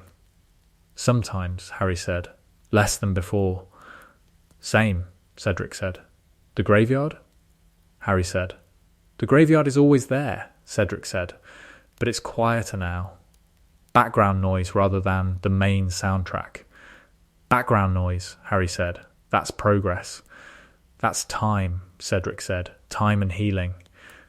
"Which are the same thing, mostly the healer's perspective," Harry said. "The human perspective," Cedric said. "Time heals. Not completely, not perfectly, but enough." "Enough," Harry said. "Enough is sufficient," Cedric said. "Sufficient is the standard, the Hufflepuff standard," Harry said. "The realistic standard," Cedric said. They finished their drinks. They shook hands. The handshake was the same every year, firm, brief, the physical contact of 2 people who shared a graveyard and who had over 10 years built the graveyard into something that was carried rather than suffered. "Same time next year," Harry said. "Same time next year," Cedric said. They went their separate ways. Harry to the Potter house in Godric's Hollow, Cedric to the Diggory house in the village near Ottery St. Catchpole, both of them going home to families that existed because a 14-year-old had pushed a 17-year-old 6 inches to the left. 6 inches. That was the margin. The distance between a death that defined a story and a life that rewrote one. 6 inches and a push, and everything that followed. What changed? The accounting the accountant's version of Cedric's survival. The cold numerical assessment of what one push produced. 2 witnesses instead of 1 faster crack in the ministry's denial earlier preparation for the war-estimated additional survivors. 40 to 60 people who died in the other timeline and who lived in this one. 1 Hufflepuff healer in the Order 44 patients treated and survived specific survivors who would have died without treatment. Fred Weasley, Sirius Black, Colin Creevey, 11 others whose injuries were treated at the field hospital. 1 Hufflepuff head boy documenting Umbridge's blood quill, 37 students' evidence, preserved 1 conviction at the post-war tribunal. 1 healer at the Battle of Hogwarts triage system in the Great Hall faster treatment times, estimated additional survivors from the battle. 8 to 12 people who died in the other timeline and who lived in this one because the healer was there. Total estimated lives saved by Cedric Diggory's survival, 60 to 80 people. 60 to 80 people who existed because Harry Potter's shoulder hit Cedric Diggory's chest 6 inches before a green light hit the air where Cedric's head had been. The accounting was cold. The accounting was also the point. The value of a life was not measured in the life itself, but in the lives that the life touched.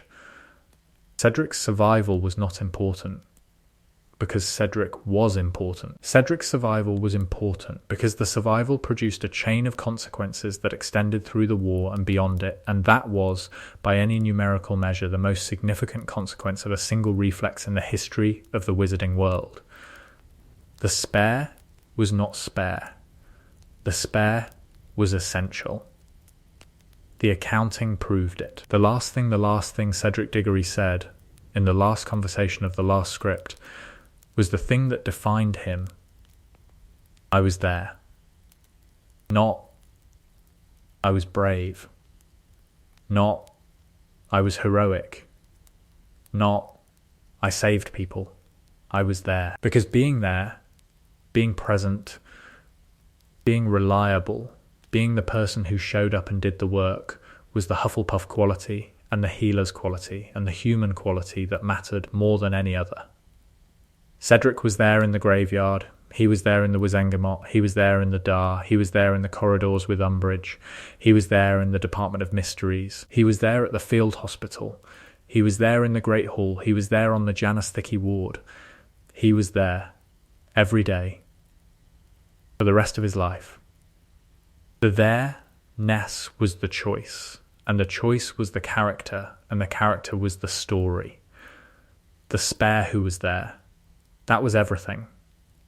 He was the spare. The word was Voldemort's, the casual, indifferent dismissal of a life that didn't matter to the person ending it.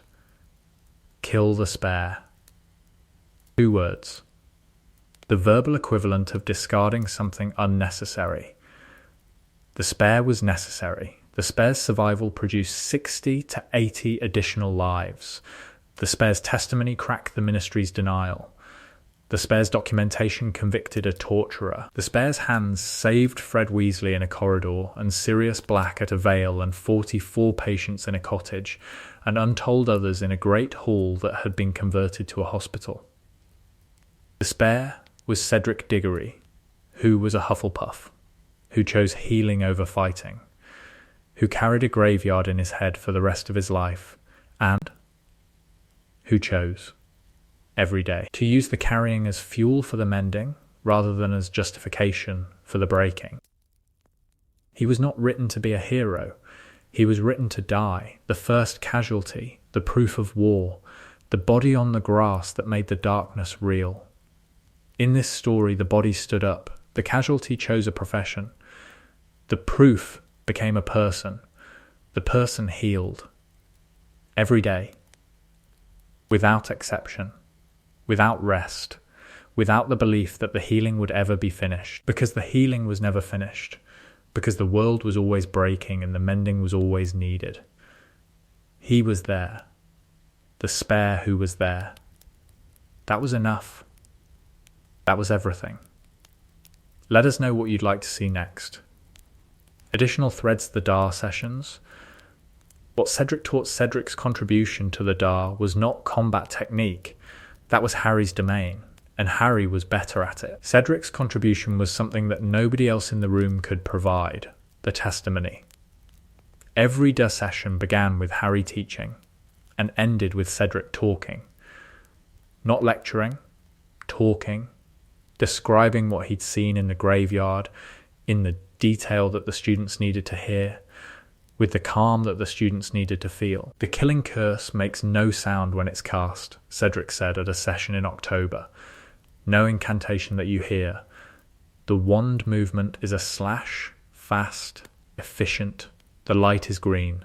Not the green of the forest or the green of a potion. A specific green. Bright, cold, the room was quiet. 20 students listening to a description of the curse that had nearly killed the person describing it. The curse moves at approximately the speed of a thrown quaffle, Cedric said. Not instant. Fast, but not instant. Which means, and this is the important part, which means it can be dodged. Not easily. Not reliably. But the fact that it can be dodged is the fact that saved my life. Harry pushed you, Neville said. Harry pushed me because the curse was not instant, Cedric said. If the curse were instant, the push wouldn't have mattered. The fraction of a second between casting and arrival was the window. The window was enough. For you, Ron said, because Harry was there. For me, because Harry was there, Cedric confirmed. But the principle is universal. The killing curse is not unbeatable. It is extremely dangerous, almost always fatal, and very difficult to survive. But the almost and the very difficult are the spaces where survival lives. How do you survive it? Hermione said. You don't survive it, Cedric said. You avoid it. The survival is in the not being hit. Move before it arrives. Shield with physical objects. The curse can't pass through solid matter. Be where the curse is not. That's, Hermione started. Insufficient advice, Cedric said. I know. Because the real situation, the actual graveyard, the actual combat, doesn't allow for calm analysis. The real situation is chaos and terror and the absence of the luxury of thought. So what do you do? Harry said. You train, Cedric said. You train the reflexes so that the reflexes work when the thinking doesn't. That's what we're doing here. Training the body to do what the mind won't have time to decide. The DAR sessions became, under the dual instruction of Harry and Cedric, the most effective student defense program Hogwarts had seen. Harry taught the spells. Cedric taught the reality. The combination produced students who could cast A&D, who understood what they were casting for. You're complementary, Hermione observed. We're different, Harry said. Complementary means different in a useful way, Hermione said. That's actually a very good definition, Harry said. It's a Hermione definition, Cedric said, which means it comes with footnotes.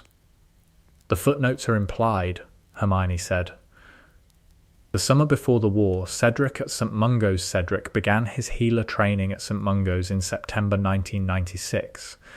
He was 19. The training program was the standard 2-year program that all healers completed, the combination of theoretical instruction and practical ward work that produced qualified medical practitioners. Cedric was the youngest trainee in his cohort. He was also the most experienced, which was a distinction that his fellow trainees found confusing. You've never worked in a hospital, said a trainee named Oliver, who was 24 and who had spent 3 years as a Mediwizard's assistant. How are you the most experienced? I've been in situations where people were dying, Cedric said. We've all seen injuries. I've been in situations where I was dying, Cedric said. The difference between observing an emergency and being inside one is the difference between studying water and drowning. That's dramatic, Oliver said. I was in a graveyard with Voldemort when I was 17, Cedric said. Dramatic is my baseline. The training revealed something about Cedric that the tournament and the graveyard had not: a natural aptitude for diagnostic magic. The diagnostic charms, the spells that assessed injury type, severity, and prognosis, responded to Cedric's casting with a clarity and precision that his instructors found remarkable. Your diagnostics are, the lead instructor said, examining Cedric's assessment of a practice patient. These are senior healer level readings. I pay attention, Cedric said. This is more than attention, the instructor said. This is the kind of diagnostic precision we see in healers with 20 years of experience. I've been paying attention to damage since I was 17, Cedric said. The graveyard taught me to notice what's wrong. The training is teaching me to fix it. The aptitude accelerated Cedric's program. By January, he was performing diagnostics on actual patients, supervised but performing. By June, he was assisting in procedures. By September of his second year, he was treating minor injuries independently. The acceleration was not without cost. The speed meant less time for the emotional processing that the program was supposed to include. The supervised reflection sessions, the peer support groups, the institutional acknowledgement that working with injured people was emotionally demanding. You're skipping the reflection sessions, his supervisor said. I reflect on my own, Cedric said. The sessions are supervised for a reason, the supervisor said. The supervision isn't. I process differently, Cedric said. I process through work. The working is the reflection. That's a common avoidance pattern, the supervisor said. It's a common survival pattern, Cedric said. The distinction depends on whether the work is producing results. The work is producing excellent results, the supervisor said. The healer producing the work is, I'm concerned about you, Cedric. People are always concerned about me, Cedric said. Since the graveyard. Concern is the standard response. Is there a better response? The supervisor said. Trust, Cedric said. Trust that I know what I'm doing and that the doing is the thing that keeps me functional. Functional is not the same as well, the supervisor said. Functional is what's available, Cedric said. Well is aspirational. The supervisor noted the conversation. The noting was the institutional response, the documentation that covered the institution if the trainee burned out. Cedric noted the noting. The noting of the noting was the institutional game, the acknowledgement that both parties were performing their roles and that the performance was the thing that mattered more than the reality underneath. Cedric continued. The work continued. The functioning continued. The well was aspirational and the aspiration was ongoing, and the ongoing was, for now, enough. The field hospital, specific nights the field hospital in the cottage, produced stories that Cedric carried alongside the graveyard. Stories of specific nights, specific patients, specific moments where the healer's work was the difference between life and death. Night 1, October 1997. Daedalus Diggle arrived with a curse to the chest, a dark magic hex that was eating through his ribs with the slow, deliberate progression of a spell designed to kill gradually rather than instantly. Cedric identified the curse through diagnostic charms and counter-cursed it with a combination of spells that he developed on the spot, because the specific curse was not in any textbook. You invented a counter-curse, Diggle said. Afterward, I improvised a counter-curse, Cedric said. Inventing implies methodology. This was desperation with a wand. Desperation saved my life, Diggle said. Desperation and 7 years of education, Cedric said. Night 7, November 1997. Hestia Jones arrived with both legs broken, a falling masonry injury from a pursuit through a muggle building. The breaks were compound, the bone visible, the treatment required Skelgro and stabilisation, and the patient multi-hour process of setting bones that had been shattered rather than cleanly broken. Cedric worked on the legs for 4 hours. The work was the kind of work that tested endurance rather than skill, the sustained concentration, the steady hand, the refusal to take shortcuts when shortcuts would have produced an acceptable but imperfect result. You could have finished an hour ago, Hestia said. I could have finished an hour ago if I were willing to accept a limp, Cedric said. I'm not willing. A limp is a permanent reminder that the healer settled, Cedric said. I don't settle. That's very. Hufflepuff, Cedric said. I know. Night 23, February 1998. An unnamed man, a resistance fighter who refused to give his name, who arrived at the cottage with injuries that suggested prolonged cruciatus exposure. The trembling, the confusion, the specific neurological pattern that Cedric had studied in the textbooks, and that was, in person, considerably worse than the textbooks described. How long? Cedric said. How long was the exposure? I don't.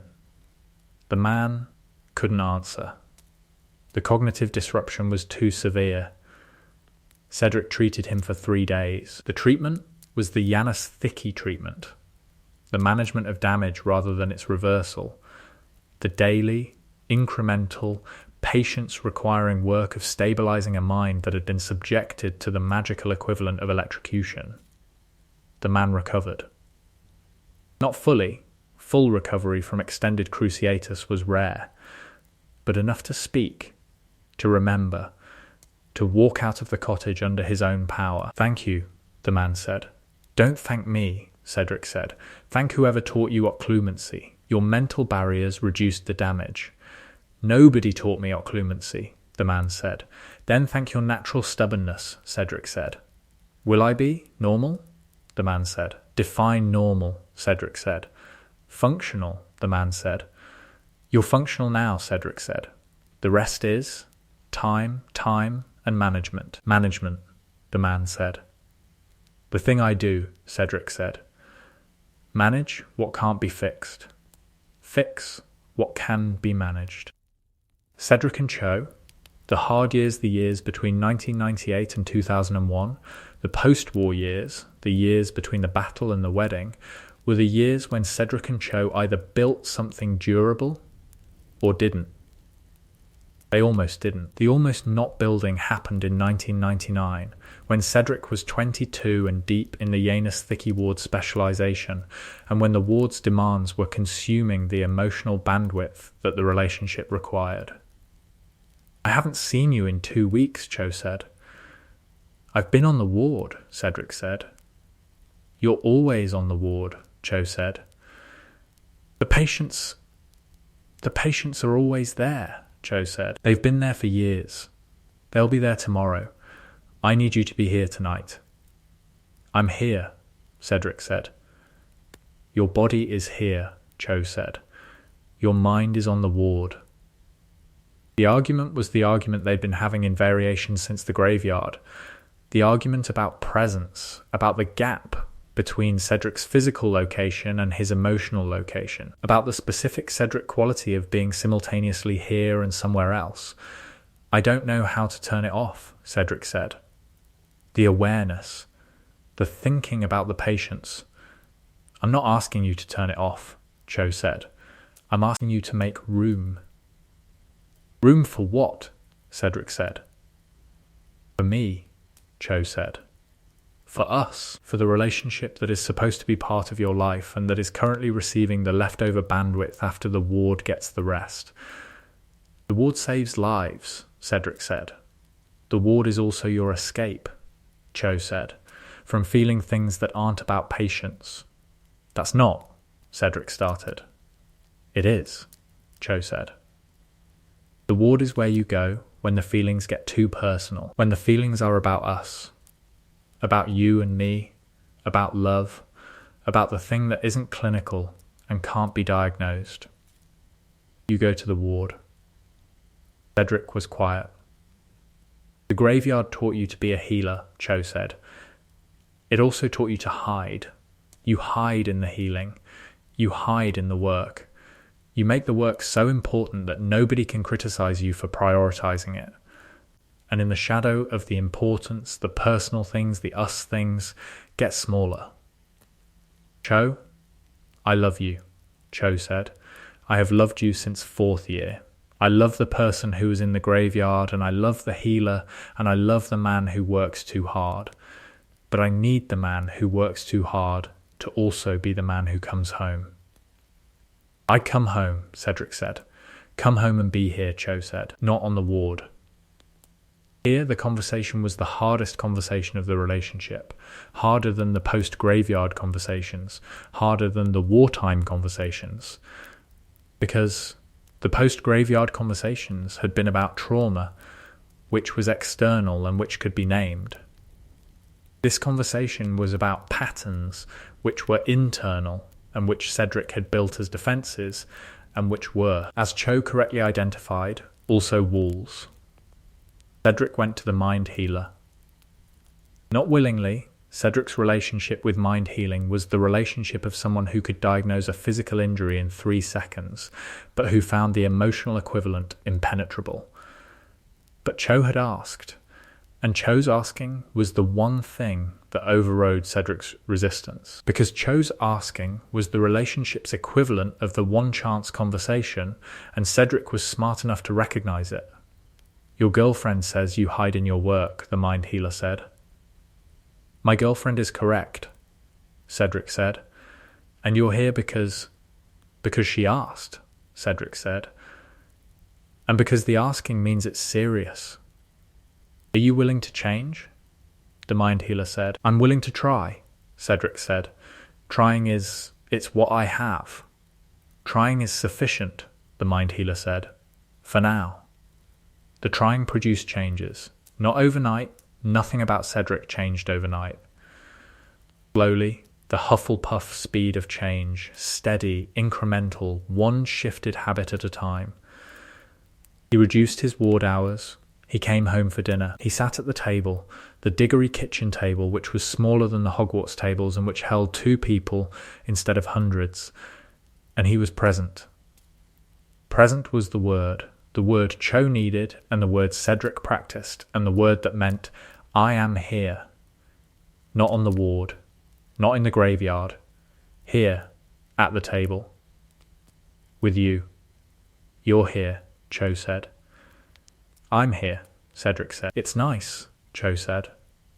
It's practice, Cedric said. Practice becomes habit, Cho said. Habit becomes nature. That's very optimistic, Cedric said. I'm a Ravenclaw, Cho said. We're optimistic about patterns. I thought Ravenclaws were analytical, Cedric said. Analytical about patterns, Cho said. The analysis produces optimism. That's a very good description of Ravenclaw, Cedric said. I know, Cho said. I've been analysing it for 7 years. The practice became the habit. The habit became not nature, because nature implied ease, and ease was not available to Cedric. The habit became the standard. The standard of showing up. The Hufflepuff standard. They married in 2001. The marriage was the marriage of 2 people who had survived the hardest years and who had decided, with the specific Ravenclaw-Hufflepuff combination of analysis and persistence, that the surviving was the foundation and the building on the foundation was the work ahead. What Amos carried, Amos Diggory carried the almost. The almost was the thing that the father carried, that the son didn't, the knowledge, held in the body as much as the mind, of how close the loss had been. Cedric carried the graveyard. Amos carried the stands. The stands. The Hogwarts Quidditch stands, repurposed for the 3rd task, where Amos had sat with his wife and watched the maze and waited. The waiting was the father's war, the sitting and the not knowing and the trusting of the institution to keep his son safe. The institution had not kept his son safe. The institution had delivered his son to a graveyard via a pork-eyed cup, and the delivery had nearly been fatal, and the nearly was the thing that Amos carried for the rest of his life. He's fine, his wife said, repeatedly over years. He was almost not fine, Amos said, repeatedly over years. The almost is not the real, his wife said. The almost is the thing I can't stop seeing, Amos said. The cup activating. The boys disappearing. The moment when I didn't know. When I sat in the stands and didn't know whether my son was alive or dead. He was alive, his wife said. He was nearly dead, Amos said. And I was in the stands eating a sandwich.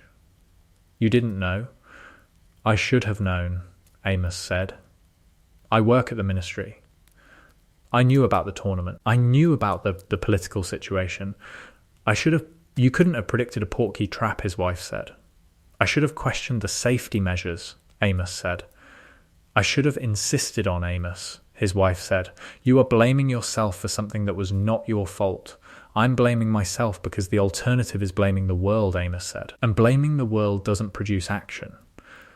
Blaming myself produces vigilance. Vigilance is not the same as self-blame, his wife said.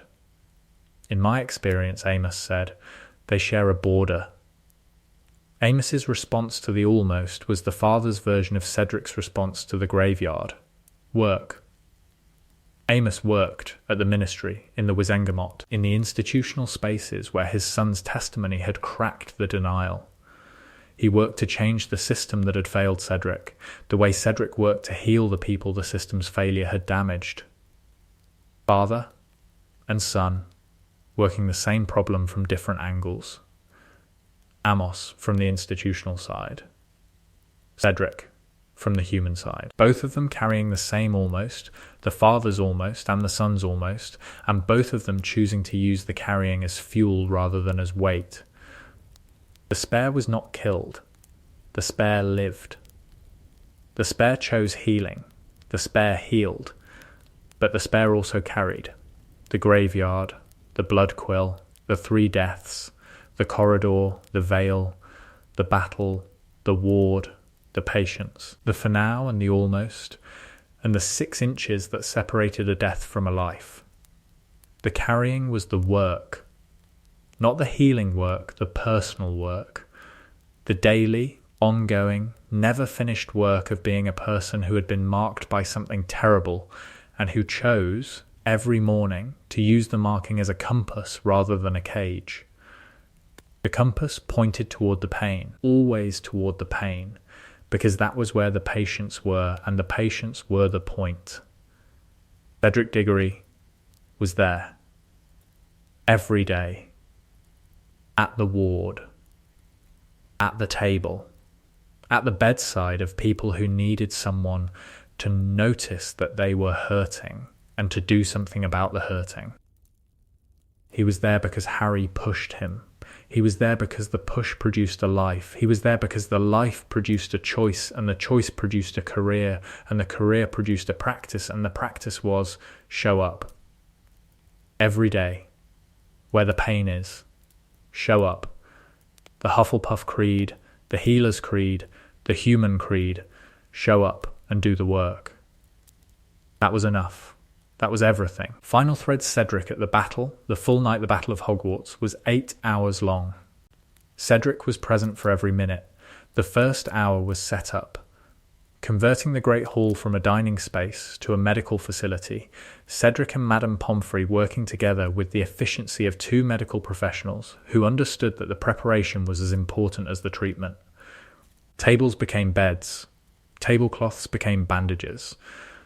The house elves, directed by Pomfrey, brought potions and supplies from the hospital wing while Cedric established the triage system. 3 zones, Cedric said. Green for minor injuries, treat and return to combat. Yellow for serious, requires sustained treatment. Red for critical, immediate intervention or death. Red first, Pomfrey said. Always red first, Cedric said. The second hour was the beginning. The first casualties arrived, students and order members with minor injuries, the opening salvos of a battle that was warming up. Cedric treated hex burns, stunning after effects, bruises from falling masonry. The green zone, the easy work. It's going to get worse, Pomfrey said. I know, Cedric said. The 3rd and 4th hours were the escalation. The injuries became more serious. Dark curses, combat trauma, the specific kind of damage that unforgivable and near unforgivable magic produced. The yellow zone filled. The red zone began. Lavender Brown arrived in the 4th hour with injuries from Fenrir Greyback's attack. The damage was, Cedric's diagnostic charms ran automatically. Bite wound, deep, contaminated with lycanthropic curse residue that was not full transformation grade but that was severe enough to require specialized treatment. I need Dittany, Cedric said. And the anti-lycanthropic salve. We don't have anti-lycanthropic salve, Pomfrey said. Then I need the ingredients, Cedric said. I can brew it. In the middle of a battle, Pomfrey said. The alternative is permanent curse scarring and potential partial transformation, Cedric said. The brewing takes 20 minutes. You have 5, Pomfrey said. Cedric brewed the salve in 7 minutes. The brewing was not his best work, the conditions were impossible, the equipment was a conjured cauldron on a conjured table in a room that was shaking from combat magic, but the salve was functional, and functional was the standard, and Lavender Brown's scarring was reduced from severe to manageable because a Hufflepuff healer brewed a potion under conditions that would have stopped most brewers from trying. The 5th hour was the pause. The lull between the first wave and Voldemort's ultimatum. The hour when the dead were counted and the living were treated and the Great Hall was quiet in a way that was worse than the noise because the quiet meant the counting was happening. How many? Cedric asked Pomfrey. 14 dead, Pomfrey said. So far. And in treatment? 42, Pomfrey said. Green zone is stable. Yellow is manageable. Red has 3. The 3, Cedric said. 1 is stable critical, Pomfrey said. 2 are. Let me see them, Cedric said. The 2 critical patients were a student named Dennis Creevy and an order member whose name Cedric didn't know. The injuries were severe, dark curse damage, internal, the kind that required sustained treatment and that might, despite the treatment, prove fatal. Cedric treated them both, through the pause, through the ultimatum, through the hour when Voldemort's voice echoed through the castle demanding Harry Potter and the world held its breath. Dennis survived. The order member did not. The 6th and 7th hours were the final assault. The Death Eaters returned. The battle resumed. The casualties accelerated. This was when Cedric ran to the corridor. This was when Fred Weasley went under the rubble. This was when the 8 minutes that defined Cedric's war happened. The 8 minutes between the wall collapsing and Fred's stabilisation. The minutes that were the most demanding of Cedric's career and that produced the outcome that the other timeline had denied. Fred Weasley's heartbeat, continuing. The 8th hour was the end. Voldemort's death. The dawn.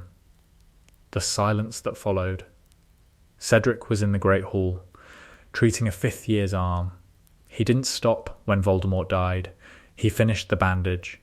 He checked the patient's vitals. He documented the treatment. Then, he stood up. In the Great Hall, surrounded by the evidence of 8 hours of medical work, the beds, the potions, the empty vials, the bandages, the blood. It's over, someone said. The battle is over, Cedric said. The healing isn't. He kept working. Through the celebration, through the dawn, through the first hour of peace, treating the last patients, documenting the last injuries, maintaining the facility that he'd built in the first hour and that had served its purpose for 8. Harry found him at 7 in the morning. Come outside, Harry said. I have patients. Pomfrey has your patients, Harry said. Come outside. They went outside, into the morning, into the sun that was rising over the damaged castle. Thank you, Harry said. For what? Cedric said. For being here, Harry said. For 8 hours, in the Great Hall, doing the thing that nobody thanks people for doing. People thank healers, Cedric said. People thank healers after the fact, Harry said. Nobody thanks them during. During, the healer is just there, in the background, doing the work. That's the job, Cedric said. That's the point, Harry said. What nobody saw during the battle in the 6th hour, Cedric had a moment. The moment was private. Nobody saw it. Nobody knew about it. Cedric never told anyone about it. The moment happened in the corridor between the Great Hall and the bathroom in the 30 seconds of transit between one patient and the next. Cedric stopped walking. In the corridor. Alone, and the graveyard came, the full, unfiltered, 3 years suppressed graveyard arriving in his head with the force of a spell. The tombstones. The cauldron, the green light. Voldemort's face. Pettigrew's hand. The ropes on his wrists. The graveyard arrived because the battle had activated it. The sounds, the spells, the screaming, the auditory quality of a building under attack were close enough to the graveyard's sounds that Cedric's memory couldn't distinguish between past and present. He stood in the corridor and shook. The shaking was involuntary. The body's response to the overlap between then and now, between the graveyard and the castle, between the 17-year-old who had been bound to a tombstone and the 21-year-old who was treating patients in a great hall. The shaking lasted 15 seconds. Cedric counted. He counted, because counting was control, and control was the thing the graveyard had taken and that the counting restored.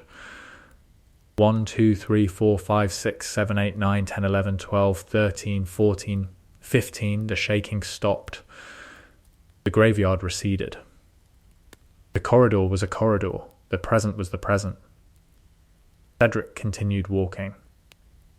To the next patient, to the next treatment, to the next moment of the 8-hour night that was going to end, because nights ended and mornings came, and the healer's work was the bridge between the two.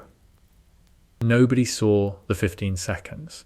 Nobody knew about the counting. Nobody understood that the Hufflepuff healer who was calmly treating patients in the Great Hall had in a corridor at 2 a.m, stood shaking in the overlap between a graveyard and a battle, and had counted to 15 and had walked on. The walking on was the courage. Not Gryffindor courage of facing a Dark Lord. The quiet, invisible Hufflepuff courage of facing your own mind and choosing to continue anyway. 15 seconds. That was the cost of the graveyard, paid in the middle of a battle, in a corridor, alone. Cedric paid it. He continued. He healed. He was there. 30 years later. Cedric Diggory at 50 was a senior healer at St Mungo's, the head of the spell damage ward, the most respected practitioner in the hospital's history, and a man who still couldn't sleep through the night without occasionally waking up in a graveyard. The waking was less frequent now. Once a month, sometimes less. The graveyard had become, as he told Harry, background noise. Present but not dominant, the channel that played in the distance while the foreground was full of the things that mattered.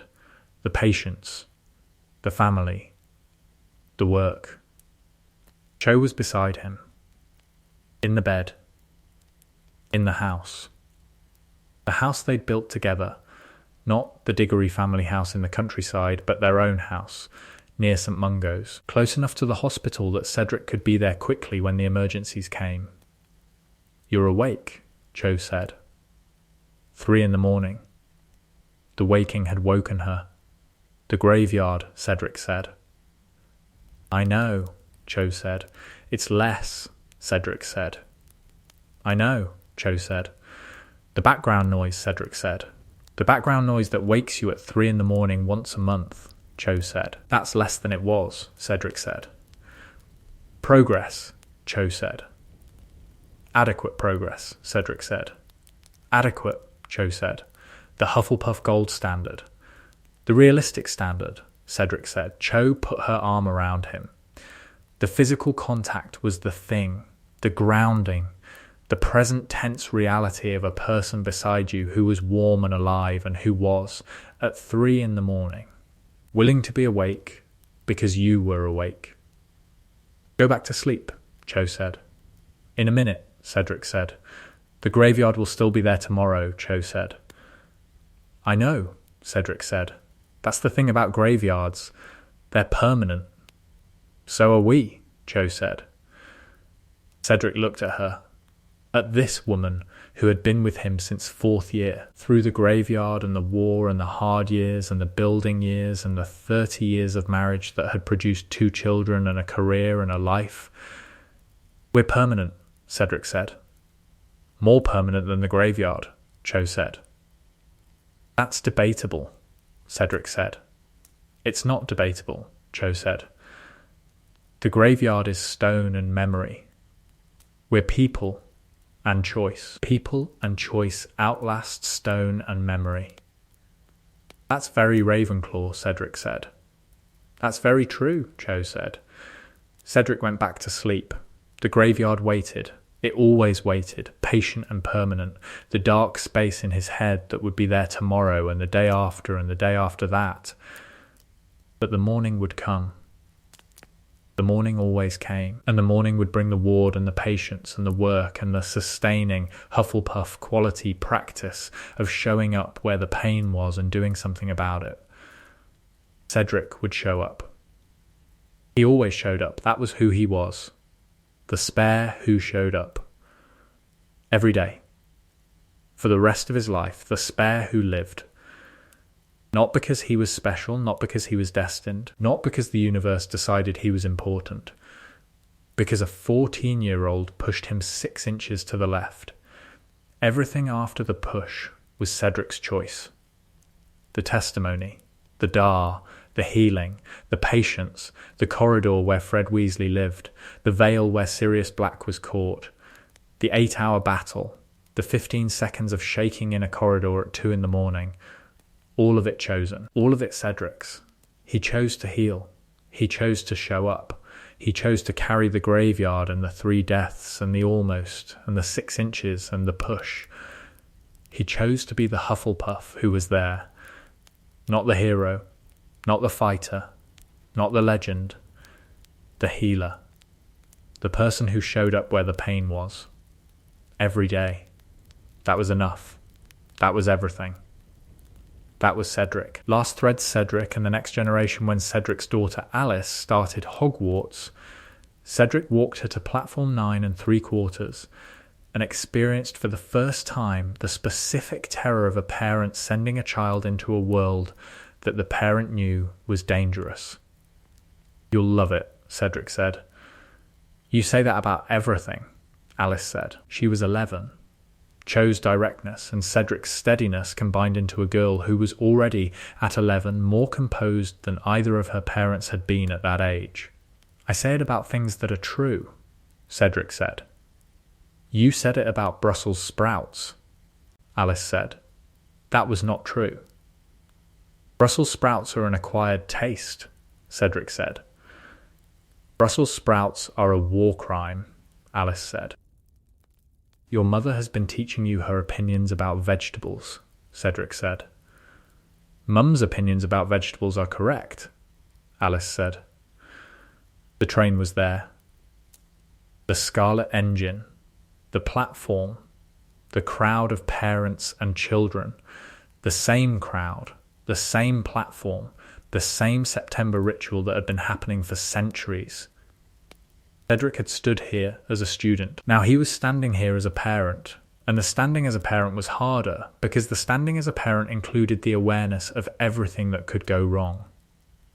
"Dad," Alice said, "you're doing the thing." "What thing?" Cedric said.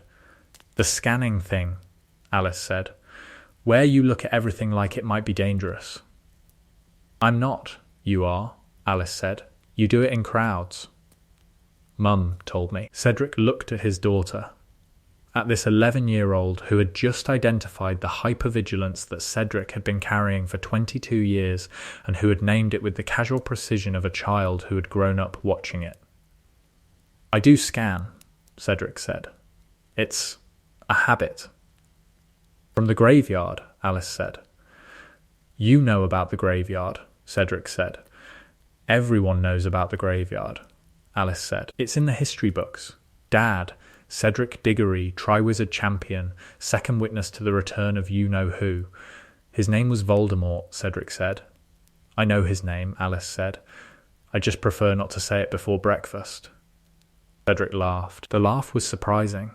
Not because Cedric didn't laugh, but because the laugh was produced by an 11-year-old's joke about a Dark Lord, and because the joke was, in its casual dismissiveness, the ultimate evidence of the peace that Cedric's generation had fought for. Alice could joke about Voldemort. Alice had never been afraid of Voldemort. Alice lived in a world where Voldemort was history rather than present tense, and the living in that world was the thing that the fighting and the healing and the push in the graveyard had been for. "Have a good term," Cedric said. "I'll have an excellent term," Alice said. "I'm your daughter." "Humble too," Cedric said. "Confidence is a Diggory trait," Alice said. "Humility is optional." "Your mother would disagree," Cedric said. "Mum disagrees with everything," Alice said. "It's her Ravenclaw nature." The train left. Cedric stood on the platform and watched it go and felt the devastating, ordinary emotion of a parent watching a child leave.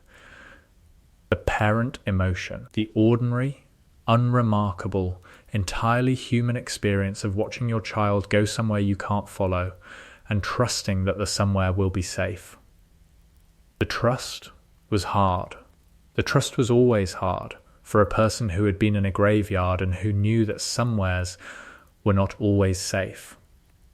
But the trust was the choice. The trust was the thing that the graveyard had tried to take, and that Cedric had spent 22 years rebuilding, one relationship at a time, one patient at a time, one morning at a time. He trusted the school. He trusted the teachers. He trusted the world that he and Harry and the Order and the Dar had fought to build. He trusted that the Spare's daughter would be safe. Cho was beside him, holding his hand. "She'll be fine," Cho said. "I know," Cedric said. "You're scanning the platform," Cho said. "Habit," Cedric said. "The platform is safe," Cho said. "I know," Cedric said. "The scanning is for me, not for the platform." "I know," Cho said. They went home. To the house near St. Mungo's, to the kitchen table where Cedric ate breakfast every morning before going to the ward, to the ordinary, unremarkable, entirely peaceful life that had been produced by a push in a graveyard 22 years ago. The ordinary was the victory. The peaceful was the point. The push, what it meant 30 years after the graveyard, Harry and Cedric sat in the Hog's Head for the 30th annual meeting, and Harry asked the question he'd never asked. "Do you ever think about what would have happened?" Harry said. "If I hadn't pushed you." "Every day," Cedric said. "Every day?"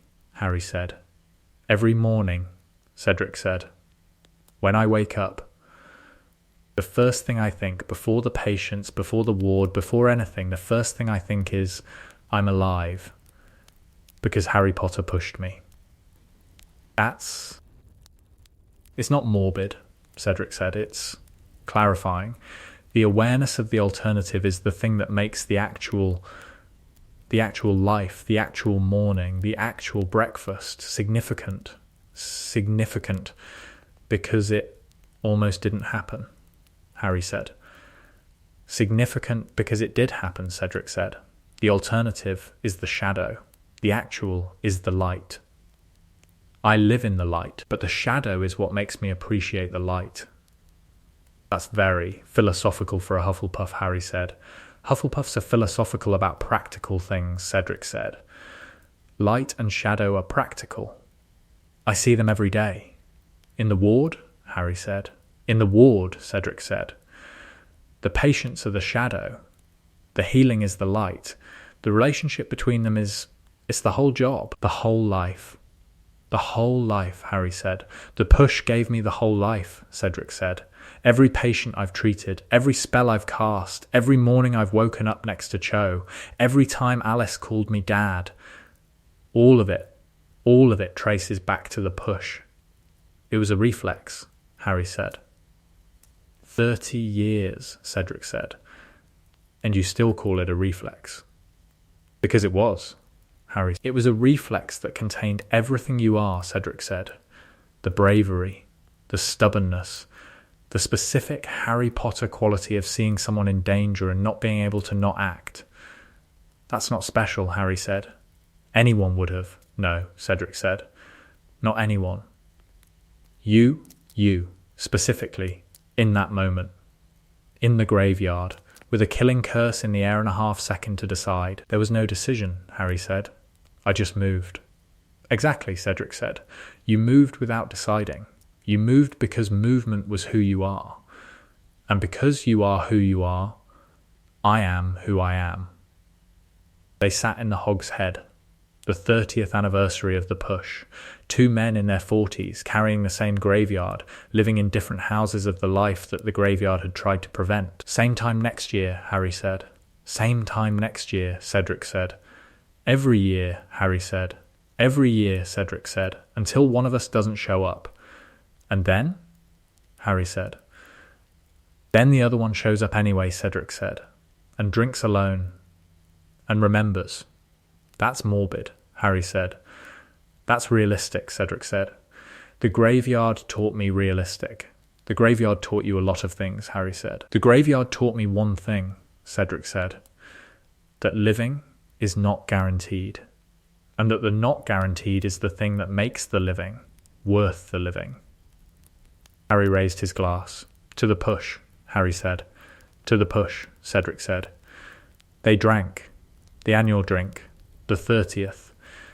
The ritual that would continue for as long as they were both alive, and that would, when one of them was not. Continue as a solo act, A person sitting alone in a pub drinking to the memory of a graveyard and a push and a 6-inch margin and the 30 years of life that the margin had produced.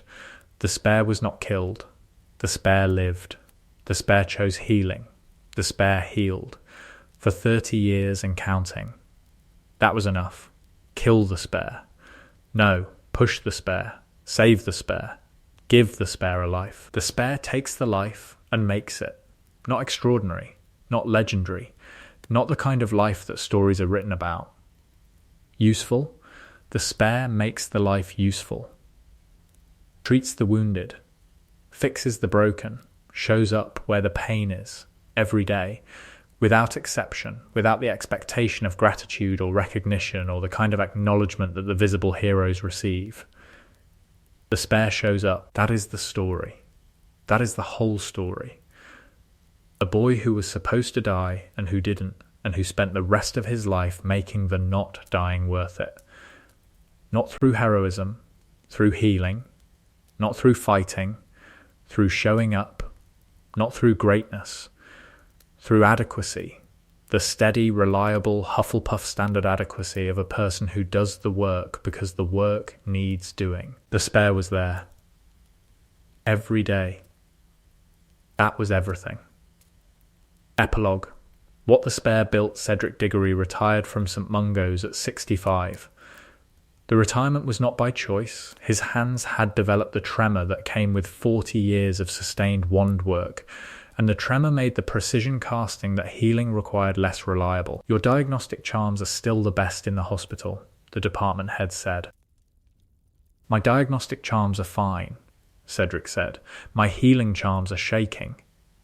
We can accommodate. I can't heal patients with shaking hands, Cedric said. The patients deserve a healer whose hands don't shake. Cedric, I've been here for 39 years, Cedric said. I've treated thousands of patients. I've run the spell damage ward for 20 years. I've trained 40 healers. The ward will survive without me. The ward has always been you, the department head said. The ward has always been the work, Cedric said. I was just the person doing it. He left St Mungo's on a Friday afternoon. He walked out the front entrance, the entrance he'd walked through as a trainee at 19, as a junior healer at 22, as a ward head at 35. The entrance that had been the boundary between the world and the work for 39 years. He stood outside, in London, in the afternoon. The afternoon was ordinary. The ordinariness was the thing, the continuation of ordinary that the push in the graveyard had made possible and that the 39 years of work had maintained. He went home. Cho was there. It's done, Cedric said. How do you feel? Cho said. I feel, he considered, the diagnostic assessment running on himself. Empty. The ward-shaped space in my schedule is empty. Empty can be filled, Cho said. With what? Cedric said. With the things you've been postponing for 39 years, Cho said. The garden, the reading, the grandchildren. I don't have grandchildren, Cedric said. Alice is working on it, Cho said. Alice is 26, Cedric said. And dating a very nice Gryffindor, Cho said. A Gryffindor, Cedric said. In the family. The house doesn't determine the person, Cho said. That's very progressive, Cedric said. That's very true, Cho said. Cedric sat at the kitchen table, the Diggory kitchen table, which was not the Hogwarts table and not the St Mungo's desk and not the field hospital's cot. The kitchen table, the domestic table, the table where breakfast happened and where the day began and where the work had always started with tea and ended with dinner. I miss it already, Cedric said. The ward? Cho said. The patients, Cedric said. The doing. The being useful. You've been useful for 39 years, Cho said. You're allowed to be useless for a while. Hufflepuffs don't do useless, Cedric said. Hufflepuffs learn, Cho said. That's also a Hufflepuff quality. Learning uselessness, Cedric said. Learning rest, Cho said, which is not the same as uselessness. Rest is recovery between shifts. The shift is over, Cedric said. Then, rest between this shift and the next one, Cho said. What's the next shift? Cedric said. I don't know yet, Cho said, but there will be one. Because you're Cedric Diggory, and Cedric Diggory doesn't stop working. He just changes the work. Cedric looked at his wife, at this woman who had been his since 4th year, through the graveyard and the war and the hard years and the good years and the 39 years of morning to evening work that had defined his life. You're right, Cedric said. I know, Cho said. Ravenclaws are usually right. Usually, Cedric said. Always, Cho said. The usually is a courtesy. He laughed. The laugh of a 65-year-old retired healer sitting in his kitchen with his wife on the first afternoon of the rest of his life. The rest of his life. The phrase that had meant nothing at 17, when the rest of his life had been almost nothing, almost ended, almost the green light, and that meant everything now. Because the rest of his life was long, was full, was 48 years of patience and family and work, was everything. The plaque in 2025, St Mungo's dedicated the spell damage ward. The dedication was a plaque, small, bronze, mounted beside the ward entrance. The plaque said, "The Cedric Diggory Ward for spell damage and curse injuries in honour of Cedric Diggory, head boy, Triwizard champion, senior healer 1977, he was there." The quote was Cedric's. The 3 words that his colleagues had chosen, because the 3 words were the definition. Not the achievement or the awards, not the 39 years of service. The being there. The daily, consistent, unglamorous presence at the bedside of people who were hurting. Cedric attended the dedication. He stood in front of the plaque and read the words and felt, not pride, exactly, recognition. The recognition that the work had been seen, that the showing up had been noticed, that the quiet, Hufflepuff, less photogenic quality of being there had been recorded in bronze and mounted on a wall. He was there, Cedric read. That's it? That's everything, Cho said. I thought there'd be more words, Cedric said. More words would be less accurate, Cho said. 3 words, Cedric said, for 39 years. 3 words that say everything, Cho said. Harry was there. Of course Harry was there. Harry was always there for the things that mattered. Good plaque, Harry said. 3 words, Cedric said. The right 3 words, Harry said. He was there, Cedric said, reading it again. You were, Harry said, every day for 39 years. Anyone would have. No, Harry said. Not anyone. You, they stood in front of the plaque. 2 men in their late 40s. The pusher and the pushed. The reflex and the life it produced. Same time next year, Harry said. The hog's head. Same time next year, Cedric said. Until one of us doesn't show up, Harry said. Until then, Cedric said. They walked out of St Mungo's together. Into the afternoon. Into the ordinary, unremarkable, entirely peaceful world that existed because a 14-year-old had pushed a 17-year-old 6 inches to the left. 6 inches. That was the margin. That was everything. He was there. Kill the spare. The order was given in a graveyard in June 1995. The order was meant to produce a body, a casualty, the first death of the Second War. The order failed. A 14-year-old pushed. The spare survived. The spare became a witness, a head boy, a healer. The spare became the person who treated 44 patients in a cottage, who saved Fred Weasley in a corridor, who caught Sirius Black at a veil, who documented a blood quill, who brewed a salve under fire, who stood in a corridor at 2 a.m, shaking, counting to 15, and then walked on. The spare became a husband, a father, a ward head, a mentor to 40 trainee healers. The spare became the answer to a question that nobody asked. What happens when the person who was supposed to be meaningless turns out to be essential? The answer? Everything changes. 60 to 80 lives saved, 1 Weasley twin preserved, one falsely convicted man caught at a curtain, one war shortened by the presence of a second witness. Everything changes. Because of 6 inches. Because of a push. Because of the reflex of a 14-year-old who saw green light and moved without thinking. Cedric Diggory was not written to matter. He was written to prove that death matters, that war kills the good ones, the fair ones, the boys who offer to share the cup. In this story, the good one lived.